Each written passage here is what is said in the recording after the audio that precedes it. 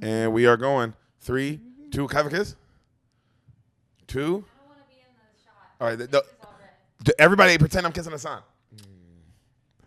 And if you're listening, that was Ehsan. And if you're watching, that was Ehsan's evil twin. What's up? What's up, Bean Mafia? We're back. Hey. What's up, buddy? Chilling. You chilling? Like a villain? Yeah, like a villain. Named Krillin? Named Krillin was not a villain. No, I said a villain, like a villain named Krillin. Okay, so it's different than Krillin. Yeah, different Krillin. Okay. Why would it be the same Krillin? I guess I'm chilling like this other Krillin. So you think that there's one Krillin? You think there's the only nigga named Krillin? In this world of Dragon Balls. Yeah. So in this world of Dragon Balls, which pretty much are just the Infinity Stones, Yeah. if I'm not mistaken. Kind of. They are actually probably a little less powerful, right, than an Infinity Stone one-on-one. Yeah, because Infinity Stone, Infinity if you have one Dragon Ball, you can't do nothing with that bitch. Yeah. One Infinity Stone, you can like, rule the world. Yeah, you can like go, but someone allows you to go through time, you know? Mm-hmm. Infinity Stones are way more powerful than Dragon Balls. In Dragon Balls, you gotta get them all together for one fucking wish. That giant dragon, one wish. One wish from a fucking mythical dragon. You get one wish. People always wish to bring people back to life, too. And it's like, hey, bro, just let it go, man. Yeah. They're gonna die again eventually. That's what I'm saying. It's like, you can't win this. Is that what happens? They used one time, they used it to bring Krillin back to life. Oh, yeah, you're right. Because Frieza blows that nigga up. The first time you ever go Super Saiyan is right after Frieza broke. They're having that big fight. Mm-hmm. Frieza fucks up Piccolo, blows up Krillin. Literally, points at him, flings him in the air, blows him up, and then Goku goes, and it's the first time. The only reason I know this so well, I literally just watched this episode. Really? Like, I'm talking about 3 days ago. Why? It was all, you know how you're scrolling by stuff? Yeah. And somebody had that bitch in parts in TikTok, like the whole. So, nigga, I'm like, oh, man, you got them. It was like part 30. I was like, oh, well, let's find part 1. Yeah, let's go back. I watched the whole episode in bed. Damn. Just in parts and through TikTok. How long did it take? I forgot. A lot of parts. Yeah, probably the same. But actually, probably like how long? Probably like 20 minutes. Yeah, it was 3 minutes. It was like two plus minutes each video. Oh yeah, you can do 3 minutes on TikTok. Yeah, so it was like 2 to 3 plus minutes each video. So we're talking, yeah, maybe 10 or whatever, or less than that. That's 30. So Yeah. like less than that. So like 7, like 6 or 7, about 21 minutes. You know, Okay. like that, because they were split up like that. But it wanted like that where That's you had to crazy. just go through That's them all. crazy. But it was awesome. Yeah. Was it like full screen or was it like you know the black bars screen in the middle? Oh, the full screen. So you kind of saw it in a weird angle, but it's fine. Yeah. Okay. But it was good enough angle that it was like, oh, it's fine. Okay. Like, but the things were cut off then probably a little bit. I didn't need to. All the main characters were good. Oh, the main characters were good, so that's all that matters. Yeah, I just wanted to see. You see Krillin get blown up. You see Frieza talking that shit. Yeah. And you're wondering, is this nigga gay? Yeah. The whole time I always thought Frieza was a woman. My whole life. I thought Frieza was a woman too. Frieza's a man. When I know that now. He's a boy. But when I first Man. Is a man. Not a boy. Is he a boy? Isn't he a boy? Isn't he hella young? Wait, Frieza's a child doing all that shit? He's like somebody's son. He's like another bad guy's. He's like a future bad guy's son. He's like a prince. At most, that dude's like 19. At most. Damn. Bro, it's because I love that this is how we started. Because, man, if you knew what this movie was, any person who's coming because they love this movie is like, what the fuck? Because the movie is so, bro, when I say so not this. Yeah. And if you're a person who loves classic shit, like you came for this classic spoil the beans moment. You know what I mean? Because this is a spoil the beans kind of movie today. Yes, okay. So it's like that. It's like a classic. And it's crazy that if you're a new listener, I love that you're like, I mean, I've never even seen, what the fuck are they talking about? If you've never even seen Dragon Ball Z. These are like crazy words. First off, we never said we're talking about Dragon Ball Z. We never said it. We never prefaced. You had to just know. Yeah. You had to be on board since Krillin. Yep, bro. Since Krillin. I forgot that's how we got That's how we got in there. That's how you had to be. Wow. Yo, I love. Welcome back, Ehsan. Oh, My brother's back on the beans. Hey. I love having you on because literally before the episode, Ehsan said, "Hey, I have to go somewhere." I said, "Oh, don't worry, bro. The movie's short."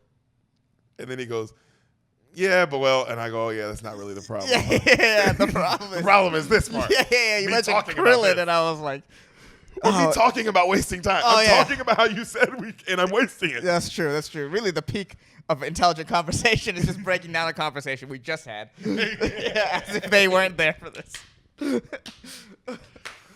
Oh, bro.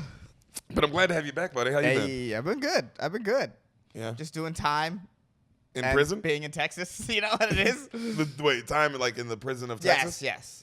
No, just in the prison of just Texas. Hopping in and out of the prison of Texas. There's only one. There's only one. Just go in there. Yeah, Austin's cool, man. How you feeling about it? Everything feels up in the air, if I'm not going to lie. Yeah. Everything just feels up in the air. It feels like the movie with George Clooney. Yes. Oh, I'm so on fire. I know, you are. You are. And I'm Anna Kendrick. She's in that movie, isn't she? Yo, my boy. What's Look up? at you. What's up? Have you seen that? No. I Crazy. just think that's the one that made her super famous, right? It's a crazy movie. I didn't like it. You didn't like it? It was straight. It was straight, but I wasn't like, it was like, whatever. Yeah, nothing about it has made me be like, oh, I want to watch this. Yeah, I like George Clooney. That's why I saw it. But yeah, it feels like Austin feels like that movie. It's straight. Austin feels like that movie. It's straight. Yo, that is the realest shit you ever said. Yeah. Austin does feel like the movie Up in the Air with George Clooney and Anna Kendrick. Just, all right. That's how it feels right now. But, not to say it can't get better, but if I'm being a little more frank, which I'll be a little more Frank Castillo. Oh, nice. Roast champion. Austin sucks. Well, you feel this. You feel that way about it. It kind of sucks.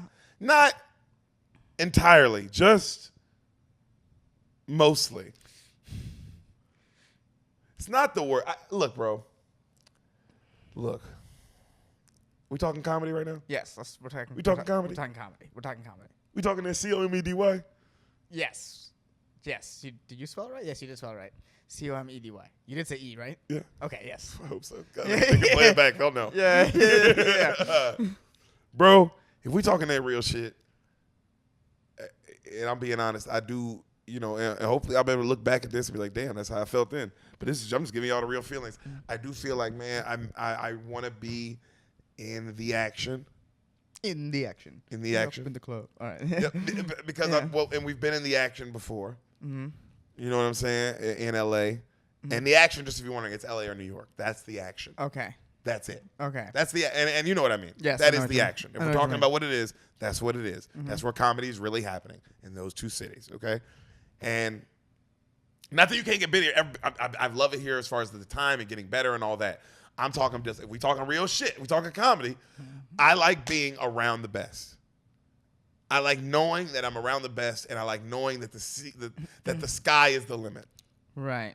Okay. Here, the limit in Austin is I don't even know because Rogan's Club's not even open. Right. So I don't even know what the limit is here. Right. But I know in LA or New York, there's no limit. There's no limit. There's no limit. Whereas here, will it be no limit? Will there be a conditional limit? Will it be like a ceiling you can hit? I don't know. Here, there's potential of the limit. That's what it is. There's potential to be no limit, right? There's a potential here to be like, oh, this is where the best comics are.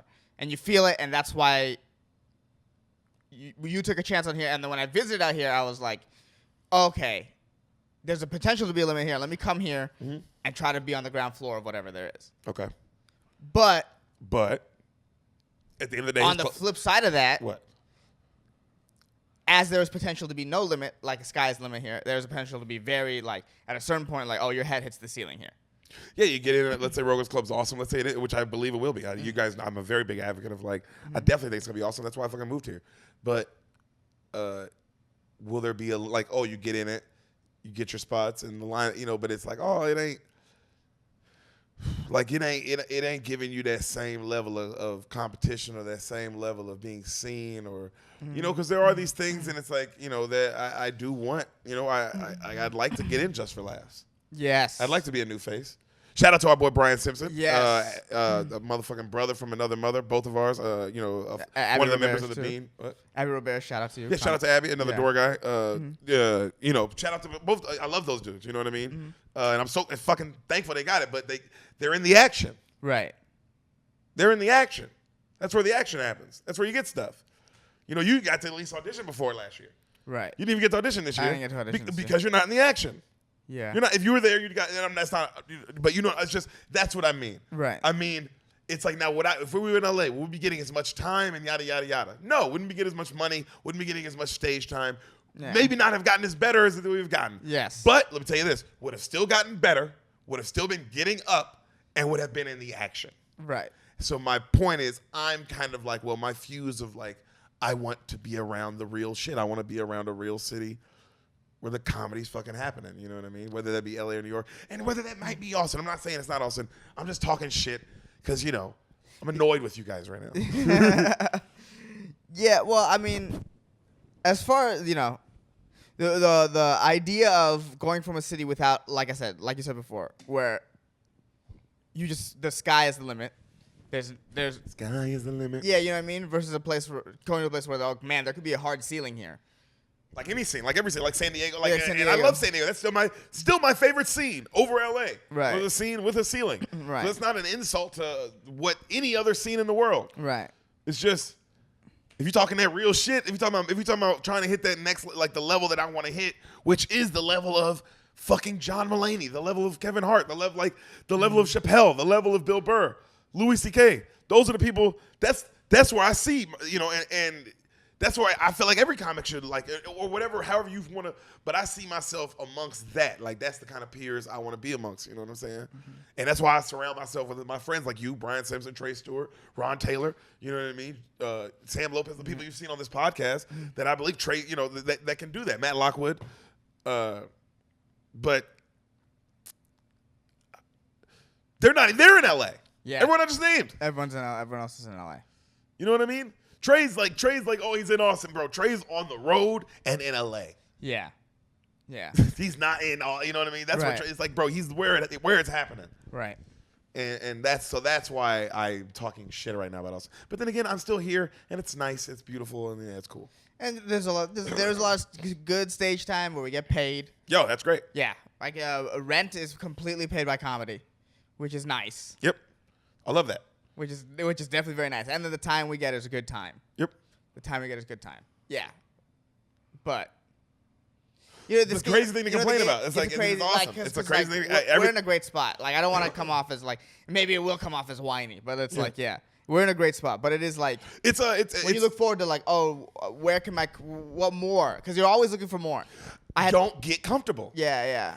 This is a great spot, and I know you've heard us both say that the end goal isn't to be famous. The end goal is to do comedy for a living. Yeah, that's the end goal. The end goal is: am I on the road doing stand-up, doing headlining shows, whether it be putting out specials or at least putting out my own albums or whatever? But I'm paying my own bills, living my own life, and like in a good, like I can live my life with stand-up. Right, bro. I won. Mm-hmm. I won. But even in that situation, I'm not going to let myself get comfortable. I'm going to challenge myself, and that's why you put yourself around the best comedians. You know what I mean? The challenge of why I came to Austin was because there was no comedy going on in the world. So the challenge was, well, I'm going to go to the place where stand-up is happening. Right. Now the stand-up's happening everywhere. I want that challenge again of being around the best and seeing if I can be one of the best, because I believe I can. I believe I am. You know what I mean? Mm-hmm. And that's why it's like, oh, am I gonna stay here? No, it's like, well, I gotta go be in the action. Right. If I want the things that I want to happen. Right. You know what I mean? But then again, I'm gonna sign another 6-month lease. I'm gonna ride my 6 months out, and I'm still waiting for Joe's Club to open up, because I do believe that it's gonna change the landscape of comedy in the whole landscape. I do believe that. I believe there will be a new, it'll take anything from LA or New York or Chicago or Atlanta. Any of those, it'll add. It'll be another metropolis for comedy. Yeah, it'll be a new spot. Yeah. Yeah, and we're basically early investors in a place that we're like, oh, I wonder, like this. We have the same sort of fears, I guess, an early investor in like a big company would have. Yeah. So it's like, yeah, but. That's how we're really feeling. Yeah, just being honest with y'all. Yeah, since we were like, you asked me how we felt. It's like, oh, I can't fake it for them. Don't fake the phone. Not on the beans. Not on the beans. You're back on the beans, bro. Yeah. You're OG bean paw. Where's my drink? All right. Yeah. You're a bean paw. Yeah, I'm a bean paw. Professor Pinto. Oh man, buddy. But yeah, it's good to have you back. It's always sunny in Philadelphia. Dude, it's always fucking sunny, especially in Philly. It's good to have you back, bro, because today is a special day. Today's episode is what the podcast is all about. Okay. Today's episode, I got to pull my phone back out because I forgot the name of the guy already. Nice. I pulled it out earlier. That's also what this podcast is all about. Also what this podcast is all about. Yo. This episode was paid for by a man named David Paul. Okay? Oh, David. Oh, David. David's Die Hard. David's Die Hard everything. David's probably the most, you know what, I'll say this. Oh, David, look at you. I'll say this, David. You are probably the most Die Hard beaner out there. Bean Mafia, you are the most Die Hard. You are the most Die Hard because you're all over Spoil the Bean stuff. You're all over my stuff. So that's Die Hard. That's the Die Hard stuff right there. He's a bean fidel. Yeah, he's a bean fidel. True bean fidel. True bean fidel. True bean fidel. But you're definitely a top beaner. That's for damn sure. You're part of the, you're one of the top bean mafia. I'm sure Chris Tyler, one of the other guys. Chris Tyler's up there. Yeah. Will Peacock. There's a lot of Chris guys. Chris Tyler. Oh yeah, Chris Tyler. There's a lot of Chris there's a lot Tyler's of a people, very, very good one as well. That Chris Castro. There's a lot of people that have really got into the bean fan, like real like top beans. You know what I'm saying? Like my God, they go all out. Yeah. And then there's the rest of you who are regular people. I love the crazy ones. You don't get me wrong. We're family. Yeah. We family. Everybody else is just they're a part of my my kin. You know what I mean? You guys are diehard fans. But bro, David Paul paid for this one, and he paid specifically for you. Okay. Because he loves you. Yes. And he knows who you are. Yes. Ehsan. How are your Giants doing this year? Very well. They're doing very They're doing well. very well, aren't they? They're doing very, very well. I saw that. I saw that they were kicking ass. Yeah, they kind of Is it like 60 sort and of 20? 61 and 29. They have the best. They kind of have the best record in the MLB. Just kind of. Kind of. They're possibly the best team in baseball this year. Yes, very possible. I really like the Padres. They look cool too. The Padres are definitely more flashy. Yeah, and then the Dodgers are also really good. The Dodgers are Their record is also very those good. are kind of the three Teams. They're in the same division. I know, so it's gonna be a great playoff. Yeah, it's gonna be fun. I want to watch the playoffs with you when that comes around because all those teams will have to face each other, Yes. and I'm all for that. Now, the reason I ask because I know we all know how much our boy loves baseball. Right. I mean, one of the biggest reverses we've ever had was you spoiling the Giants championship run for me. Right. One of our biggest episodes to this day. That was a fun episode. This is a big one. So I'm sure that's why our man David Paul here paid for this one today. Okay. Because he knows what gets Ehsan's going. Right. He knows what gets Ehsan's blood work pumping. Ehsan Ahmad, Yes. can you tell me what you think happens in the movie that I'm about to explain to you in full motherfucking detail? Because this is a classic episode of Spoil the Beans, baby. Okay. Ehsan, what happens in Major League? That's your hat. Yeah, as soon as you were talking about baseball, I saw your hat. I was like, that was a choice. It's a classic, baby. Yeah, that was a This choice. movie down there got me going today, bro. I forgot how much I love this fucking. It's unbelievable. Well, it's about the Cleveland Indians. I know that. No, it's not. But go ahead. Is it not? It's your movie. It's your movie. Yeah. Talk about the movie I'm gonna tell. Or whatever Cleveland team it is at the time. I'm pretty sure that's just the Indians. I know Charlie Sheen's in it. He's like the pitcher. And it's about a horrible team. They're so bad that they suck. They're so bad that they suck. They're so bad that they suck. Well, that's fucked up. I didn't know that. Bro, they're so bad that they suck, dude. That's pretty rough. That's horrible. It's pretty rough. And then they get like a new manager to come turn the team around, but it's like an old manager that was like a disgraced form or something. Oh, like he used to be good, but he got in trouble for like touching kids. Yeah. Probably not that insane. Probably not. I don't know if this is if this is also a psychological thriller. But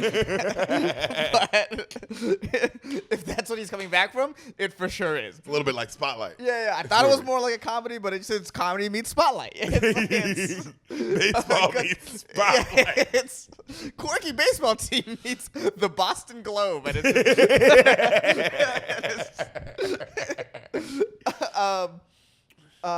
fuck. Yeah, and then he just turns around this team of characters around, and they go from the worst team in the league to winning the World Series or winning the pennant. Probably. It's probably the pennant. It's probably some stupid shit like the pennant. Some loser mentality. Like being excited for win the fucking pennant. That's the thing about movies. They just have to pretend the pennant is the biggest thing a lot of the time. I think it just sounds cool. It's a cooler than the World Series. We've had this argument before. Yeah, I will say this though. You can say the pennant, and people who don't really know sports will be like, "Oh, they must mean the World Series." Yep.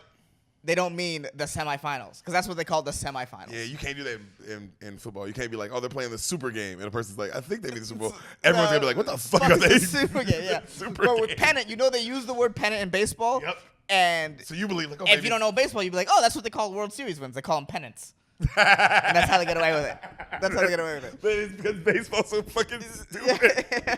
And I love baseball. I played it, but baseball is so stupid. Yeah. That's why they're idiots. Yeah, pennant is they win the two teams in the World Series have both won pennants. It's the semifinal win. That's for those of you who didn't know. I feel like I will give baseball this. They allow more movies to be about them than any other sport. Because I'm trying to think, bro, ain't no football movies where the NFL teams are the NFL teams. Yeah. And basketball movies like Mike, they had the teams, which is fucking a weird choice for the NBA. Well, the NBA was like, oh, we're trying to ensure future generations of fans. Yeah. I think That's why we'll show them the Sacramento Kings. Yeah. Is there another basketball movie where they show a real team? I don't think so. Kind of. What? In Love and Basketball, right? They show like vague Lakers-like highlights. Yeah, but that whole movie he's in the NBA for college. half of a second. Yeah, you're right. I'm trying to think about like a movie where they're traveling, nigga. They playing different teams. they're- Because like Mike, he travels, bro. They play the Rockets. They play the Spurs. They play the Kings. They play the Kings. Yeah, Chris Webber, him and AI. They play Philly. Yeah, they play Philly. We talk about children? No. I'm trying to think. Say, because baseball, I can name a bunch of movies where they use the actual team. They use the I'm actual pretty team. sure in this one they use the actual teams, but I'll find out in a second. But in football, I can't think of any. It's interesting how they've embraced that media, but they haven't embraced like the internet and like. They're like, we love it. Put us in a movie. Keep us off that goddamn internet. Yeah, it's like damn. No free highlights. It's like Damn. what? Yeah. No, you want to see a home run? It's at 50 cents. Yeah.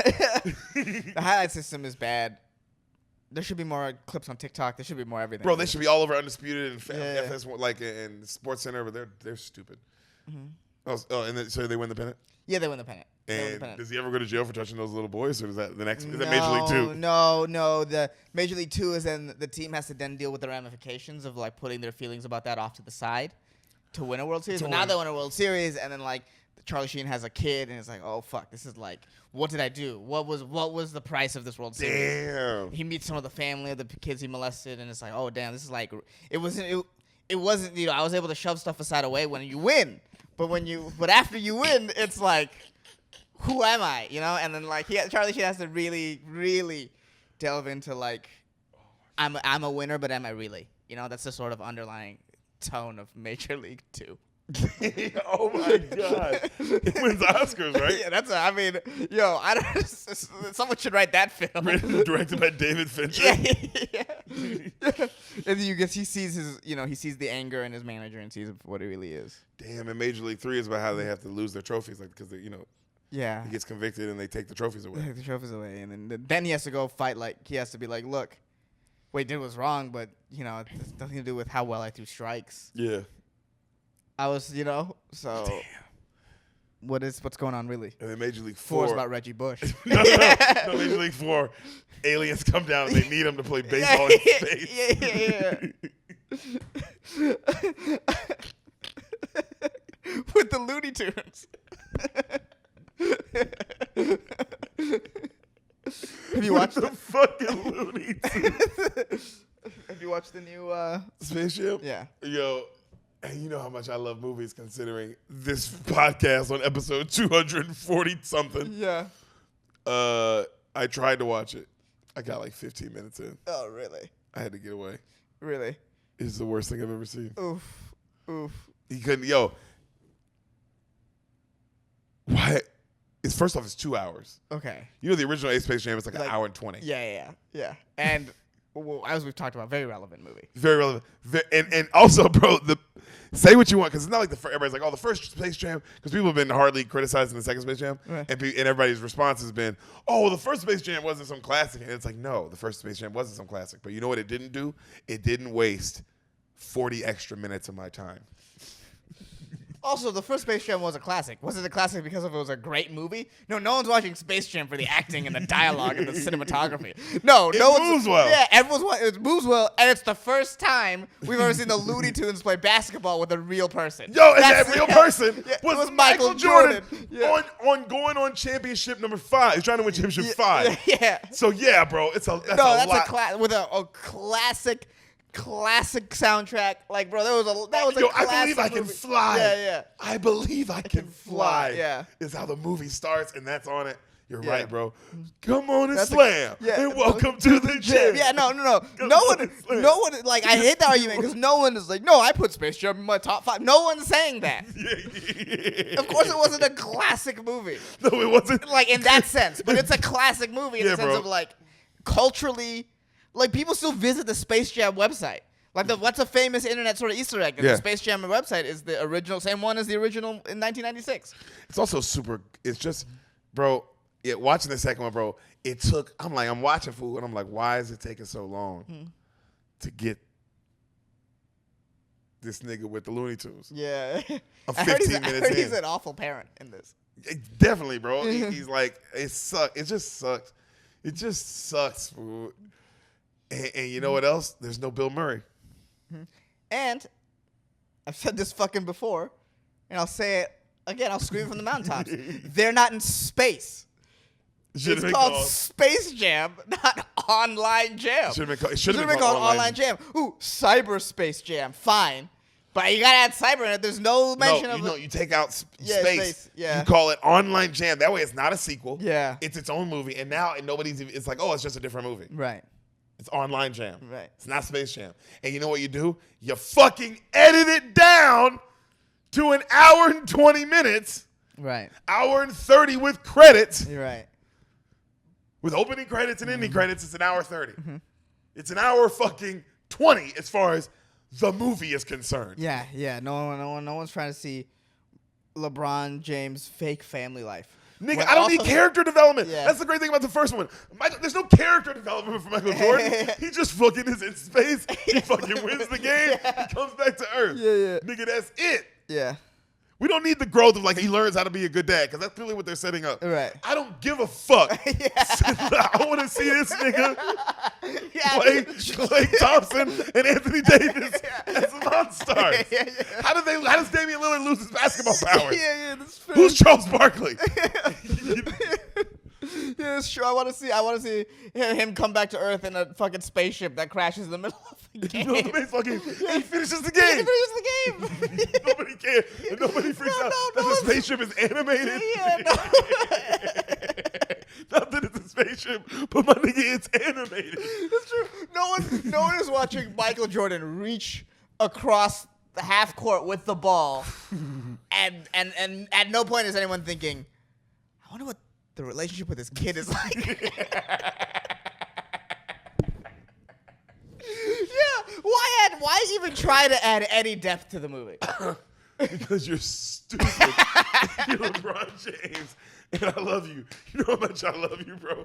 But you're stupid. And you tried to like make something.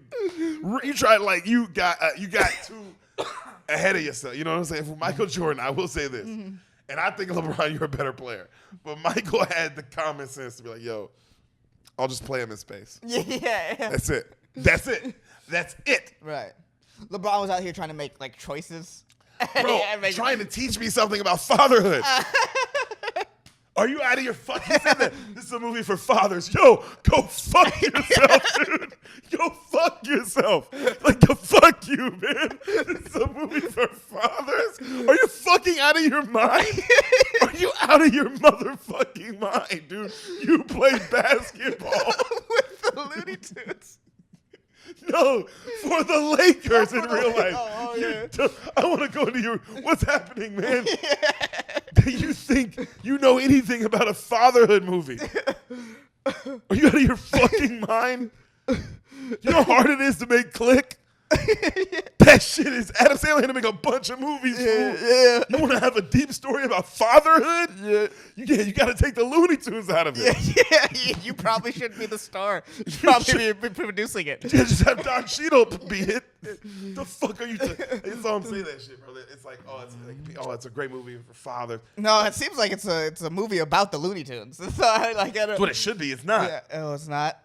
No. It's clearly a movie about LeBron James. That's why they're setting up like this relationship with his kid, and it's like, yo. Are they trying to set up a sequel? No, like that's the beginning. It's That's like the beginning. Okay. It's like, yo, the first one starts. Michael Jordan is practicing. Yes. His dad says, keep practicing. I believe I can fly plays. Yeah. You see these amazing highlights. Right. This nigga's in space. Yeah. Immediately. Yeah. Pretty quickly. No. Because then right after that, you see what's going on in Looney Tune Land. That's Yeah. like right after that, you see what's going on in Looney Tune Land, and they're like, yo, we need this guy, and then they go get him. Yeah, and then they steal the powers from the basketball players, Yep. and the NBA locks down because they think there's a virus. Like I said. Unbelievable. Yeah. Relevant movie. But look how fast we're saying now. The pacing. Right. Well, yeah, that's pretty much how it goes in the movie. Like immediate. It's just that. Because that's what happens. We don't need. It wasn't like Michael Jordan was like watching Bugs Bunny and like, I don't think Bugs Bunny are really good. This and then they're building this relationship between him and Bugs. No. Just get this nigga there, bro, and fucking have him hooping. Bro, that nigga gets to Looney Tune Land, and they immediately put him in the gym. Yes, yeah. They're playing basketball. And they clean the gym up. Right. Like, bro, it happens within like 5 seconds. Yeah. Yeah, that's what I didn't like. I didn't like that it's like, bro, what the fuck? Who the fuck are you, LeBron James, to try and make a deep movie? But, like, the vehicle for your deep movie is Space Jam. You know what I mean? It's like, what's going on there? What's going on with you, bro? Yeah. What's going on with you, bro? You could just make another movie, bro, about being a father. I mean, Kevin Hart did. It's called Fatherhood. Yeah. And it also looks terrible. Kevin Hart, what the fuck do you know? If I'm being honest, Doug, what the fuck do you know? Hey, bro, I love you, man, but you just seem like the worst example. You know what I mean? Like, you seem like a great, but I don't know. That's probably me. Yeah, that's a little bit. It's just the truth. My dad was a great dad. Wasn't in front of the cameras 24/7. That's a little bit like. He didn't make me do TikTok dances with him. Yeah. We watch games together and argue. Yeah. And then eat dinner and laugh and go to bed. Mm-hmm. Not saying that you guys don't do that, but my dad didn't have to fly off and do Jumanji 2 the next day. Yeah. He was just agreeing with the work. Yeah. So. Right. That's what your major league is? Yes. Yes. That's where we ended. That's where we ended. Yeah, that's what my major league is. Are you ready to hear major league? I am. David Paul, dude, this is awesome. I think this is a fucking great choice. I'm really excited. I mean, you tugged on the OG strings, OG Beans heartstrings. That's what you did. This is that kind of episode. Okay, I'm ready. This seems like a movie that I would love. Hey. This is an ad. That's what this break in the movie is for. Because it's an ad. Hi, guys. My name's Derek Poston. And I'm Sam Lopez. And do you like t-shirts? I hope you do, because we got on the best t-shirts you'll ever find. Hidden Village Customs. I'll do the Sam, why don't you go show them and I'll do the ad. Okay, you do that. Hidden Village Customs, guys. The best shirts since shirts were made. Our boy Gabe makes these amazing shirts. They're literally awesome. He crosses anime with real life, and it's fucking amazing. Like, this shirt is Hey Arnold mixed with me and Sam doing the podcast literally on this couch while also wearing shirts of Hidden Village Customs. That's how meta this fucking shirt is. And also in the shirt that I'm wearing on mine, the shirt we're wearing in that is also another Hidden Village Custom shirt. See how I know. I'm wearing a shirt and then inside that's another. It's going to be. I want it to keep going. So we want at some point it to just keep. Like they just keep going and going and going and going, and it's just a million pictures inside a million pictures. So buy their shirts, because then they'll keep sending us shirts. Yep, buy their shirts, guys. Hidden Village Customs, www.hiddenvillagecustoms.com. They make amazing shit. I seriously, the Sam already washed them. They don't shrink. The print doesn't fade. That's my favorite part of it. They're very soft. They're extremely soft, great quality. Sam was wearing her Tom Brady one yesterday anyway for a show. Yeah, I was wearing it around the house without a bra. That's the other great thing. These the square icon, like if you're like, I don't want people to see my nipples. Yeah. It prevents that. Yep. So you can walk around without a bra, ladies. Ladies. That's another plus. Hidden Village Customs, guys. They're from the Bay Area. So if you're a Bay Area beaner, if you're in the Bay Area Bean Mafia crew, go show our boys some love, especially. Hidden Village Customs on all social media platforms. The best shirts in the business. The best graphic design in the business. Go hit them up. Get your shirts now. From Gabe at Hidden Village Customs. Not a pedophile, just a good man selling shirts. Now he tells me to say that, which makes me wonder things. But again, he probably just wants everybody to know that he's not. But, who knows? Gabe, Hidden Village Customs. Go show him some love. Sam. Yes. I was smoking some weed earlier. Yeah, you were. And I only smoke one weed.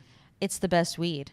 And that's Happy Canary. Happy Canary. Happy Canary, guys. Best weed since weed. Since weed.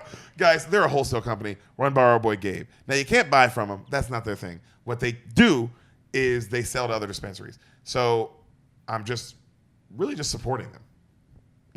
Follow them on Instagram, though. Happy Canary. HappyCanary. CANARY, and you tell them the Beans sent you. Happy Canary on Instagram, guys. Happy Canary. Go show them some love. It's the best weed. That's why I smoke it. It's the only weed I smoke. Shout out to my boy Hayden. Shout out to Maine. Shout out to all the Maine Bean Mafia. Shout out to everybody in Maine who fucks with us. Shout out to her Uncle Leo who let us stay at his cabin. Maine is awesome. Weed is awesome. Happy Canary, guys. Sam? Football is upon us. Yo, it's football season. It's about to happen. Is it preseason yet? Almost.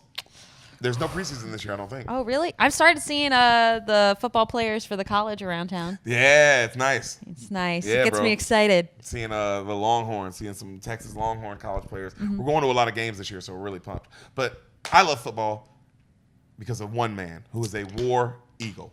War Eagle! War Eagle! And that's Darren Bates. Guys, Darren Bates, he's black. He's a father. He plays in the NFL. What more could you ask for? What more can you ask for out of a person? And all he wants from you, he doesn't want you to buy anything. He doesn't want your money. He doesn't want your soul. All he wants is you to go to his Instagram, Darren Bates, DarenBates, at Westlandson_56. Beautiful picture of his mother. That's his profile. Blue check mark. That's him. Darren Bates. And all he wants you to do is hit the follow button. Send him a message. Say, hey, the Bean sent me. Simple. All right? Ask for us pictures of Ehsan's feet. He's got those. Make sure you ask for him. Guys, Darren Bates, go show him some love. Follow him, and you say the Bean sent you there. And you let me know you did it. You make sure you do it. That's your one job. If you haven't done it yet, you better fucking do it. Listen to his podcast. Listen to his podcast, The Raw Room, guys. Available on all platforms.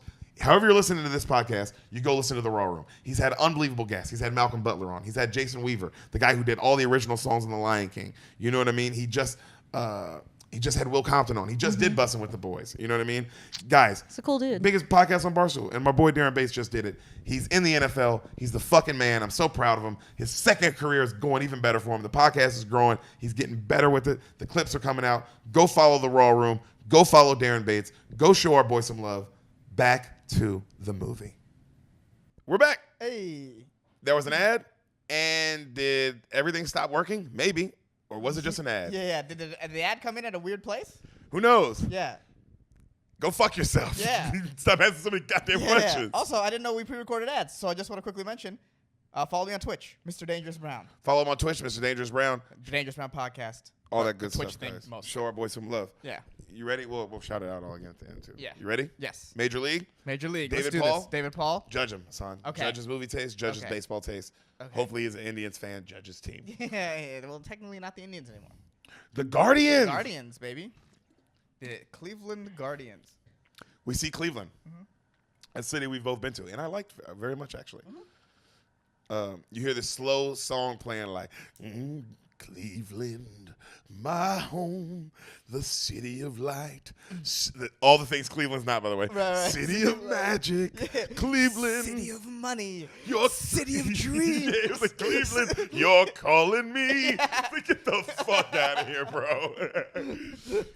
So shots of the city, which I did like, the beautiful, just like blue collar kind of city, early morning. And then we see a pickup baseball game going on, Major League. Okay. You see a newspaper clipping of them winning it all in 1948. Yes. I think that was the last time. Yep, and then losing like crazy through the years. And then 34 years of newspaper clippings of them just losing. Right. All right? Right. Credits keep rolling. We see the stadium, you see the Indian in the paper, the Indians owner died that morning. Oh, damn. Okay? Mm-hmm. We see this rich ass like blonde woman walk into a room. Mm-hmm. Good morning, gentlemen. Welcome to another season of Indians baseball. I know it's different without Donald here. And then you see this, she's talking to a group of like old ass white men. You can see they're all looking at her like, you know what I mean? A woman in the workplace? This is the 80s. No, that's not why. Okay. But we will make history. Now, I know in the press, they're just saying, oh, what does she know about owning a baseball team? She's just an ex-showgirl who married into a rich man. That's why. That's why. I would be looking at her that way, too. Yeah, if an true. ex-stripper owned my baseball team. I'd be like, oh, this is going to get interesting. And this is my boss. Yeah, I can't say anything. No, it was 100% not that. I was like, no, I'd be mad at this woman. Yeah, it has nothing to do with her being a woman. This is just, fair. why the fuck is this stripper giving me orders? Okay? So, I know I have no business owning this team, but I'll show them all wrong. Spring training is in 2 weeks, and here's the list of all the players I invited to camp, which would make me hate my owner more. Yeah, which would be like, well, why? That shouldn't be your job. The guy gets the list, like these guys look at the list and they're like, yo, ma'am, we don't know half of these guys, and the half we do know are out of their prime. Mm-hmm. And then she's like, look, we suck. Okay? We lost our 2 best players in free agency and haven't won the pennant in 35 years. Haven't placed higher than 4th in the last 15. And she's like, this is what I'm doing. This are the guys who are going to bring us to victory. Okay. All right? And then one of the guys looking at the list, he goes, ma'am, this guy's dead. And she's like, well, cross him off the list. And they were like, okay. All right? So all over the city, you see shots of everyone talking like, another shitty ass year. Like, just all the fans just like, oh, God, another dog shit year we're going to have, right? Just random conversations all over the city. Great shots, by the way. Okay. Of just people at work and all different kinds of jobs. And just out. Pizza, probably. Yeah, just like, oh, my God, we fucking suck. Just great. And also, people are saying fucking shit. Okay. So people are cussing. So it's like, oh, God damn it. So the GM, you see the GM go and talks to the owner. He's like, ma'am, you want to see me? She's like, I do. She's like, now that you're the GM, we're going to have a new manager. I want you to go get Lou Brown. And then he's like, who's Lou Brown? And she goes, he's managed the Toledo Mud Hens for the last 30 years. He will fit right in with our team concept. And then he's like, what is our team concept, ma'am? I don't understand what's going on. And she goes, our team's concept is to relocate to Miami. Oh, wow. Very stripper move. She's the worst, bro. Very stripper move. Oh, you see her, you hate her. It's just that she's a hot blonde, but like, they picked a good villain for a baseball movie. That's an interesting villain. Yes. You know? Because you didn't see that coming, that would be the villain. The villain would be the owner. I can see it at first. You're like, oh, maybe she's trying to build a good team. I can see it at first. Maybe she's trying to moneyball Billy Bean the situation. Like, I know something about these players that these guys don't. I may be a stripper, but I care about baseball. I thought maybe that was right. This guy has 2 years left on his arm. I know. I have 2 years left on my ass. It's like, what? Jokes like that. Just horrible comedian jokes. But if we play him against right-handed pitchers, you'll see. You're right-handed hitters, you'll see. Yeah. And they're like, who is this true? Yeah. Tits out. Tassels. Tassels hanging from her tits. That's actually a very funny character. Yo, bro, that makes sense. Like a really sexy stripper that's Billy Bean level. Oh, real Billy Bean. Like, she knows. She knows. She can build a World Series roster with nothing, but her nipples are out the whole time.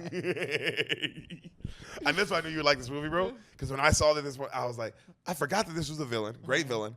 And B, there is a moment in the beginning where you're like, is she building a good team? Is she trying? Yeah. Like, oh, maybe because it's like, I've heard of ragtag players getting together. Both those things are funny. Yes. And I know this is a funny movie, so both those things are funny. To have her be the villain is funny, but to have her be like a baseball savant is also really Great, funny. but nobody was ready for that. Yeah, either. yeah. The world wasn't ready for that one, dog. No, not really. They barely could handle Billy Bean, so I mean, her would have been crazy. Relocate to Miami. This stadium sucks, and I hate it here. Mrs. Phelps, you can't just move a team on a whim. I'm not. Miami has offered us a new stadium and also a free mansion for me. You know what else? I was watching this going, this seems, and I will say this does seem like an actual baseball owner. Yeah. Or like, there's a lot of sports owners like that. All of them. They all just seem evil. Like, oh yeah, you throw in a free mansion, they would change a whole city's life. Yeah. Well, no, I think some do care, but I feel like most, I mean, even Or like those that this. do care are evil. Yeah, where it's like, because he goes, you know, she's like, no other franchise can match our deal. That can match that deal. And he goes, ma'am, the lease says we can't move. We're tied in with the city. What that'll do to the city's economy. Right. Which is also like, yo, you can't just do that to this city. Yeah. You know? Rude. And then she goes, nope, not true. Look here. There's a clause. If we play bad enough and our attendance is below this, we're allowed to get out of it. We're allowed to get out of our lease. Damn. And then he goes, so you want us to lose? She goes, no, we've been losing. I want us dead last.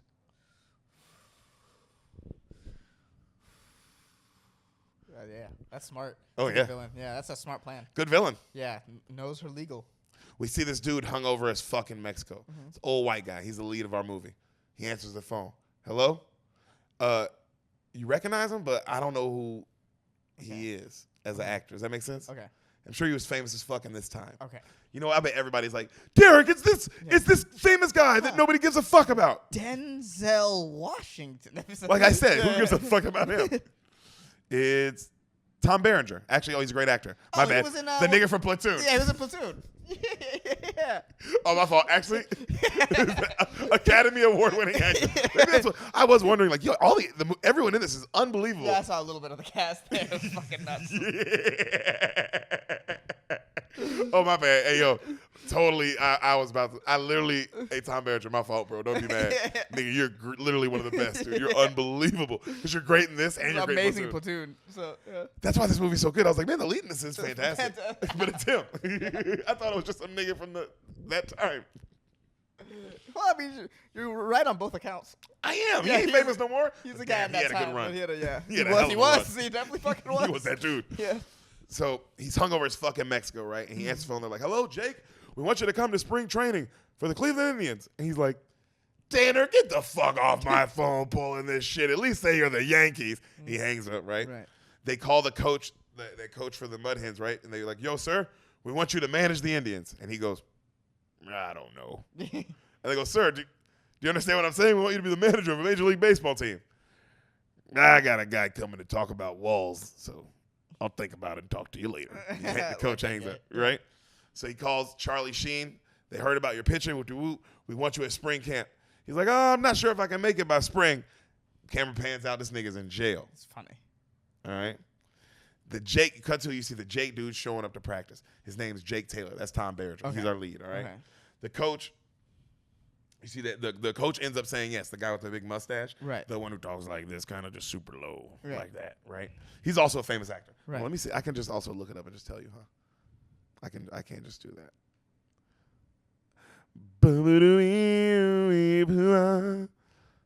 Hold on, guys. I'm Right. finding stuff for a sign. Don't fucking judge me. This guy James Gammon. Oh, what's he in? in a lot of stuff. This nigga. Yeah, he's just a famous guy. Yeah, he's been in a lot of movies. I think he was in something we watched. I think he was in Cold Mountain, I believe. Maybe I'm wrong. We didn't watch Cold Mountain. I did do two I did Cold Mountain for you. No, you didn't. You did Brokeback Mountain. I did Cold Mountain for you, bro. Oh, you did. That was The fuck is- Nicole Kidman. Yeah. You're right. You did do Cold Mountain. I think it's in bro. I'm just remember the gay one. Yeah. That was really funny. Okay, yeah. Him. He's the coach, right? Right. Coach ends up, he's talking about the Jake Taylor guy and saying how he's washed and all this, but he thinks he can maybe pull it out one more year left in him. You know what I mean? Right. You see this big black dude walk up. Mm-hmm. It's the Allstate guy. Oh, Dennis something. Haysbert. Him. Yeah. All right. He's pretty much supposed to be like a David Ortiz kind of character. Okay. Spanish just saying his name's like Pedro. Mm-hmm. I forgot his last name, but it'll come up later. Right. But he was in the league, great veteran, but then he's kind of out of it, and they're like, why? He wanted religious freedom. And they're like, oh, wow. They wouldn't let him practice his religion? They're like, no, what's his religion? Voodoo. And he walks by and he's like, right? So you see this super rich dude pull up in like a nice ass, like crazy old school Rolls Royce. Right. And they're like, who's that? I thought there was no more star players on this team. And they're like, oh, well, this guy, I wouldn't call him a star, but he gets paid like one. And it's Dorn. You see this guy like pull out his golf clubs and his nice sweater. Right. And they're like, he can hit, just can't field worth of shit. And the coach is like, oh, well, I'll get him into shape. Right? Right. Right then you see this Beetle pull up. Right? And the coaches are looking at him and they're like, I don't recognize this guy. Wesley Snipes gets out. Okay. All right? Okay. He's got a suit on, bro. He's my favorite in this movie. He's got a Okay. suit on. He's like, hey, how's it going? Willie Mays Hayes here. I play like Mays and I run like Hayes. Right? And they're like, how you doing? He's like, it's a nice suit you got on. He's like, yeah, well, thank you. Just wanted to dress nice for my, first impression with you guys. And they're like, well, why don't you go park and come back later and get suited up? He's like, all right, we'll do. He backs up. He goes to park, and then they check the list, and they're like, I don't fucking see no. Who the fuck is this guy? Yeah. All right. You see Charlie Sheen pull up on a motorcycle. He looks like a rock star. He's got this crazy fucking mullet, right? Right. He comes in. You see the camera follow him into the locker room. That's a young Charlie Sheen, too. Right. Yeah, this cast is fucking insane. Yeah, it's pretty crazy. It's a lot of movie stars. Yeah. What time did this movie come out? Who plays the Dorn guy? Let's see when this movie came out. This movie came out in 1980, motherfucking 9. Wow. Who plays the Dorn guy? Dorn is played by Corbin Benson. Let me see. Oh, I know that guy. That's the guy from Psych. He plays the dad. Oh wow, yeah, him. Yeah. Yeah. Psych is a great Everyone show. in this is a humongous actor. Yeah. And he was on like a soap opera for many years before Psych. So that dude has been in stuff. Bro, and making money, dude. If we wouldn't have broke this down, I'd have just talked shit about I'd have been like, oh, no name. I'd have just kept saying, no name. Wesley Snipes. yeah. No. Charlie Sheen. Yeah, this is a lot. Because even the coach, famous actor. Right. So Charlie Sheen comes in the locker room, and the Dorn guy starts making fun of him, right, and giving him shit. And Sheen just kind of looks at him like evil. And he's like, oh, a tough guy, huh? All right. And then he kind of keeps walking. And his locker is next to Jake Taylor. Right. He's like, how's it going? Name's Jake Taylor. He's like, you got a name? He's like, yeah, I'm Rick Vaughn. So that's Charlie Sheen. All right? Okay. He's like, I don't forget. And Jake Taylor tells him, oh, forget about Dorn. He's just tough on rookies. He always is. I played with him before. Right. All right. You see Willie Mays Hayes walks in, and they're not in a locker room. They're like in these cots, like they're sleeping, like where they're going to be sleeping for the spring training. Right. And you see him talking to Sheen. He finds like he just got out of jail and shit. And then you see the weird black dude walk up, the All-State guy. He walks up to the rich dude and like takes one of his golf club, the things that cover the golf clubs. Right. And he goes, I use this for bats. He's like, what are you going to do with that? Keep bat warm. And he puts it on his bat, and everybody's like, yo, dude, like this fucking weird ass dude. You know what I mean? This guy's crazy. So at night, while they're sleeping, the police come in, and they go, yeah, this guy wasn't invited to the camp. Let's get his fucking ass out of here. Right.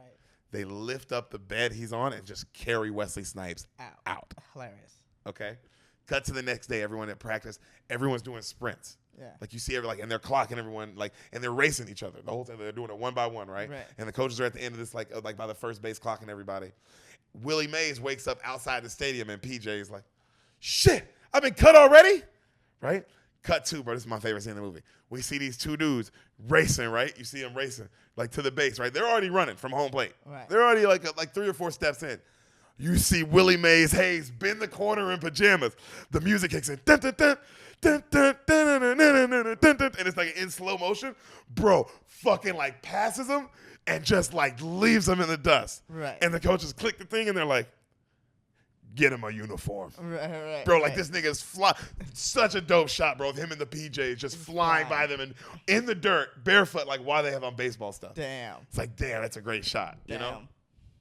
So you see Jake working on his, catch. He's the catcher. Okay. He's the catcher, right? And the coach goes, how's the knees, Jake? And he's like, oh, it's good. It's good. I'm good. I need the truth. You 100%? Yeah.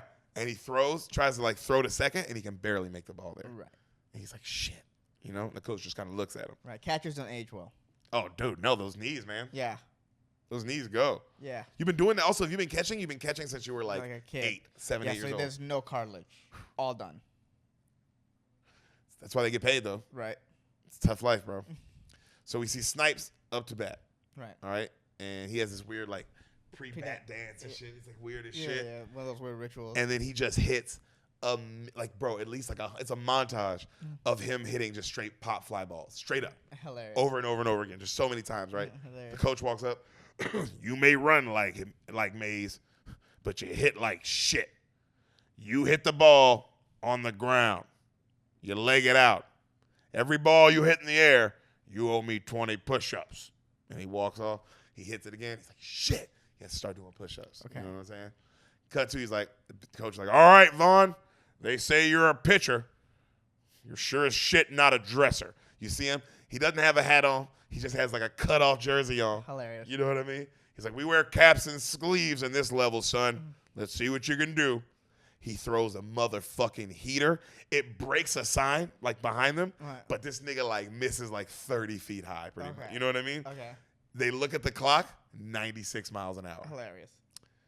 Let's get him some control before he kills somebody. So they cut back to the coach is giving Dorn shit, right? He's telling him like, yo, because Dorn isn't like really going for balls, and the coach is like up his ass and says like, you're gonna get push-ups every time you miss a ground ball. All right. What position is Dorn? Shortstop. Okay. Oh wow. The big black guy comes up to bat. You see the big black guy? Yeah. The All-State dude? Yeah. Ropes one out the stadium. Ropes another out the stadium. Ropes another out the stadium. This motherfucker's a monster, right? Coach is like, Jesus, he can hit. Why the hell didn't anyone want him? And the other coach is like, throw him a breaking ball. The pitcher throws him a bacon ball. Nigga can't hit any of them. Right. Okay. Like wild misses. Okay. You know what I mean? Can't read him at all. Not at all. So you see, while the coach is coaching, the Dorn guy comes back up to the coach, and he's just like, he has his contract, and he says, yo, you can't make me do push-ups because in my contract, I'm like allowed to do whatever the fuck like I want, so you can't make me do this. Right. What do you think about that? And then the coach grabs the contract, throws it on the ground, and just pisses on that shit. All right? So. Hilarious. That's funny. Bro, it's great. The players all come in. You know, coach worked them. They're all tired of shit. Jake lets the young guys know, like, yeah, man. He's like, how do you know if you get cut? He goes, oh, if you open your locker, if there's a red tag in it, that means you're dead or you're sent to the minors. And Charlie Sheen is like nervous to open his locker. And Jake goes, don't worry, bro. They're not cutting people on the first day. Right? And he opens it and he's calm. He looks over at the old pitcher. The old pitcher, who's also one of the stars in this movie, is this famous actor. You've seen this nigga in a million things as well.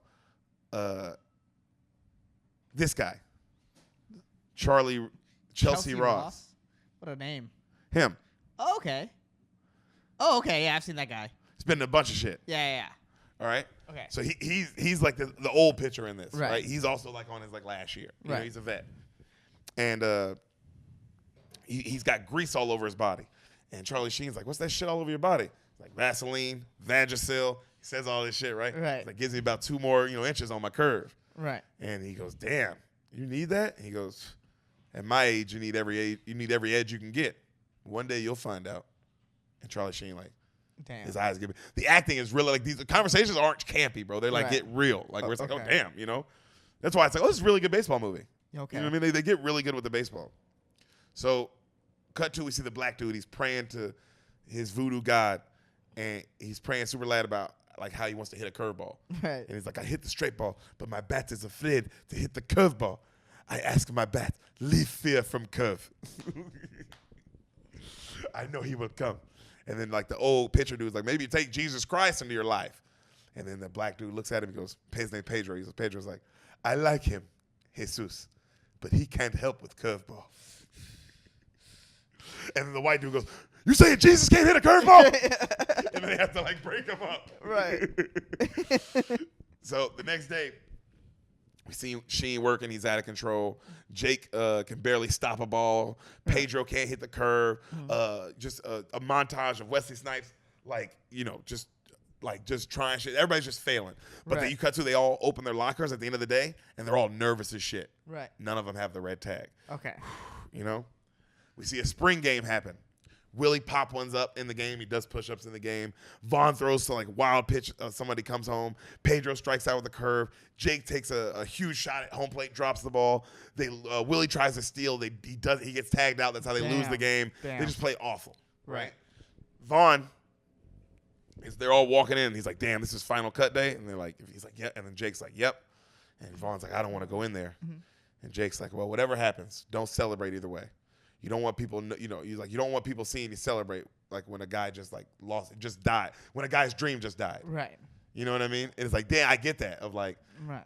that's probably real in the locker room. Like, yo, bro, even if you get cut or if you make a team, Just be cool, fool, because another nigga just lost it all, fool. Yeah. And that could have been you. So be chill. So you see, Jake opens up his locker. He goes right before he opens it. He goes, "What are you scared of, Jake? It's only your life."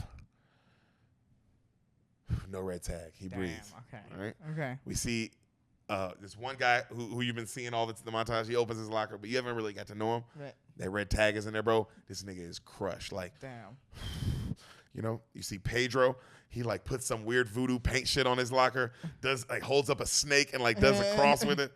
Opens the locker. No red tag. He smiles and then stops smiling. Right. You see Willie Mays Hayes, Wesley Snipes. He's got his hand on his locker. He's nervous. Vaughn's looking at his locker too. He looks at Charlie Sheen. He's nervous. He opens it. His eyes are closed. He opens one. No red tag. He's like, and then he walks out the locker room. He calmly walks out the stadium. He gets outside the stadium. Yeah, baby! Woo! He starts dancing and shit. Bro, how you feeling on that? I'm like, oh, bro, I'm not gonna celebrate in front of. But I gotta go. I gotta go celebrate. It's the walkout calm of the stadium that's like, oh, that's a great choice. You know what I mean? It's like, funny. Super funny. Right. Cut to Vaughn. He walks up. Charlie Sheen opens his locker. Great shot of you don't see the red sticker. You see his face and the still like what is the red sticker? Right. And he's like, he slams his locker. He runs into the coach's office. I got news for you, Coach Brown. You haven't heard the last of me. You'll be sorry you'll ever cut me. Every time I ever pitch against you in the future, I'm gonna stick it up your ass. And he grabs the ball. He breaks a window. And the coach is like, well, that's good. But only problem is I didn't cut you. He's like, what? I think someone's having fun with you, kid. He breathes. He runs out, and he sees, what's up, Dorn? Bam! Fucking tackles the shit out of him. Starts fucking him up. And then they start, obviously, bro. Right. And then Dorn goes, Dorn's like, don't fuck with me, Vaughn. And Vaughn's like, man, fuck you. Fuck you. And he's like, oh, what, you can't take a joke? He's like, yeah, you think that's fucking funny, asshole? Yeah. Which also, I'm totally on Charlie Sheen's side. Right, yeah. Dorn's being an asshole here, for sure. Bro, yeah, it's like, yeah, bro, you made me think. Bro. Yeah. What? How would you think I'd laugh? Yeah, why would you think that's funny? You know that's not funny, though. So. You know that's not funny. Yeah, bro. And then the coach comes out. He's like, shut up, break it up. And then the star player, Dorn, he's like, Coach, make it clear to this fucking rookie that I'm not going to take any of his shit. And the coach is just like, shut up, Dorn. And you see he's like, I love it. It's very replacements. Remember that of guy just being like, oh, bro, I'm not a coach who gives a fuck. I just got here. Yeah. And also, you're the star player on a losing team. Why would I give a shit? I don't give a flying fuck about you. Yeah, you're not helping the team. Why would I care? If you want to play with us, that's great. Yeah. Just because you make the most money, you think I'm going to give a shit. Mm-hmm. It's a good manager. Oh, yeah. Mm-hmm. Also, all these things very much happen in sports. Right, yes. So, he's like, save it for the field. You see Jake grab his boy, and he's like, Vaughn, he's like, come on, bro. Don't worry about Dorn. We got things to do. He's like what? Like packing for Cleveland, baby. And they both smile, right? Mm-hmm. We see them land, cut shots of the beautiful shot, them landing into the city. And remember that montage of everybody talking shit? Yeah. Same montage, but now everybody going, who the fuck are these guys? Like over and over. Man, I don't know one of these guys. This fucking Taylor. Yeah, people just so mad, right? Right. Great shots. Right. You see even like people, these two old guys speaking in Japanese, like, like we're always fucking shitting. Yeah. Just like that, yeah. So Jake comes out to an empty stadium, and he's got his like coat on, and he's looking around, and it's the Indians' actual stadium, bro. Right. And it's like they actually got the Indian stadium for this, which is awesome. Yeah, the Trail of Tears Field, I think they call it. Yeah, that's what they call it. Yeah, Wow, yeah. you've been. That's where we went. No, I'm a big baseball fan. That's where we got the hat, actually. Yeah. We got at the Trail of Tears. The Trail of Tears Stadium gift shop. That's where we got it from. Fan shop. I think the stadium's called the Christopher Columbus. Yeah, the field, Christopher Columbus Field. The field's called. Yeah, it's called Christopher Columbus did nothing wrong field. Okay, interesting. Interesting. It's the Trail of Tears Stadium. Yeah, at the Trail of Tears Stadium. Oh my God, bro! Just a huge statue of John Smith outside, Yeah. the guy who fucked Pocahontas. Yeah. But Pocahontas isn't in there. No. It's just John Smith. Just John Smith. Not even like just John Smith with a gun. Yeah. So, you see Jake. He steps up to the mound. Right. 2 down, bottom of the 9th. Taylor calls his shot. He points. Mm-hmm. The pitch. Crack. You hear that crack. Right. You hear the sound noise, right? He rounds the bases. The roar of the crowd. And then as he hits home, Vaughn and Willie are like, man, you got a hold of that one. What was it, a slider? Yeah. And they kind of like make fun of him, right? Cut to the boys are all getting dinner at a super fancy restaurant. Right. And then Jake goes, a toast to baseball. The start of 2 great careers and me. Just one more good year in the sun. Right. I like that line. I was Yeah. like, damn, bro, I can't imagine like you know it's your last season. And you're Better like, than our last go around. bro, and it's just one more year playing, bro. And I don't give a fuck. Like, I'm so happy to be on the team. Right. You know? Whether we win or lose. I like that attitude, bro. Right. So they're all drink. Jake looks down. He notices this beautiful woman, right? Mm-hmm. And he's like, I think she also is very recognizable. She looks like one of the Batman women. You know what I mean? Yeah. It's just Michelle Pfeiffer. So, man, you really didn't. Renee Russo. What is she famous? Click her Wikipedia. What's she? Lethal Weapon 3. Lethal Weapon 3. Okay. Let's Is that see. what she's most Here's her famous image. for? Her. Uh, I've seen her in a lot of she shit. looks vaguely familiar. Yeah. I call her white woman number 4. Yeah, that's the problem. She does also just could be any other white woman. That's true. Yeah.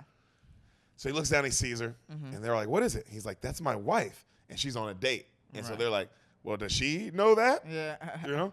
And then she's like, oh, well, I mean, she would have been my wife if I wouldn't have messed it up. And then Charlie Sheen's like, you want me to drag him out of here? Kick the living shit out of him? He's like, no, I got it. Yeah. So imagine this. You're on a date and another guy who's the pitcher of a baseball team of the Indians beats the shit out of you. Yeah, it's like, what fever dream is this? Yeah, good God. Bro, I would never go on a date again. No. I would. It'd be a while before I went on a date. They'd be like, oh, what happened? It's like, well, the last time I went on a date, Kershaw. The Cleveland Indians, yeah, were there, and that was a problem. So the waitress comes up to the girl and she's like, excuse me, miss, you have a call at the front desk? And she's like, oh, okay, give me 1 minute. She runs off. She's like, hello? And you're, hey, Lynn, it's Jake.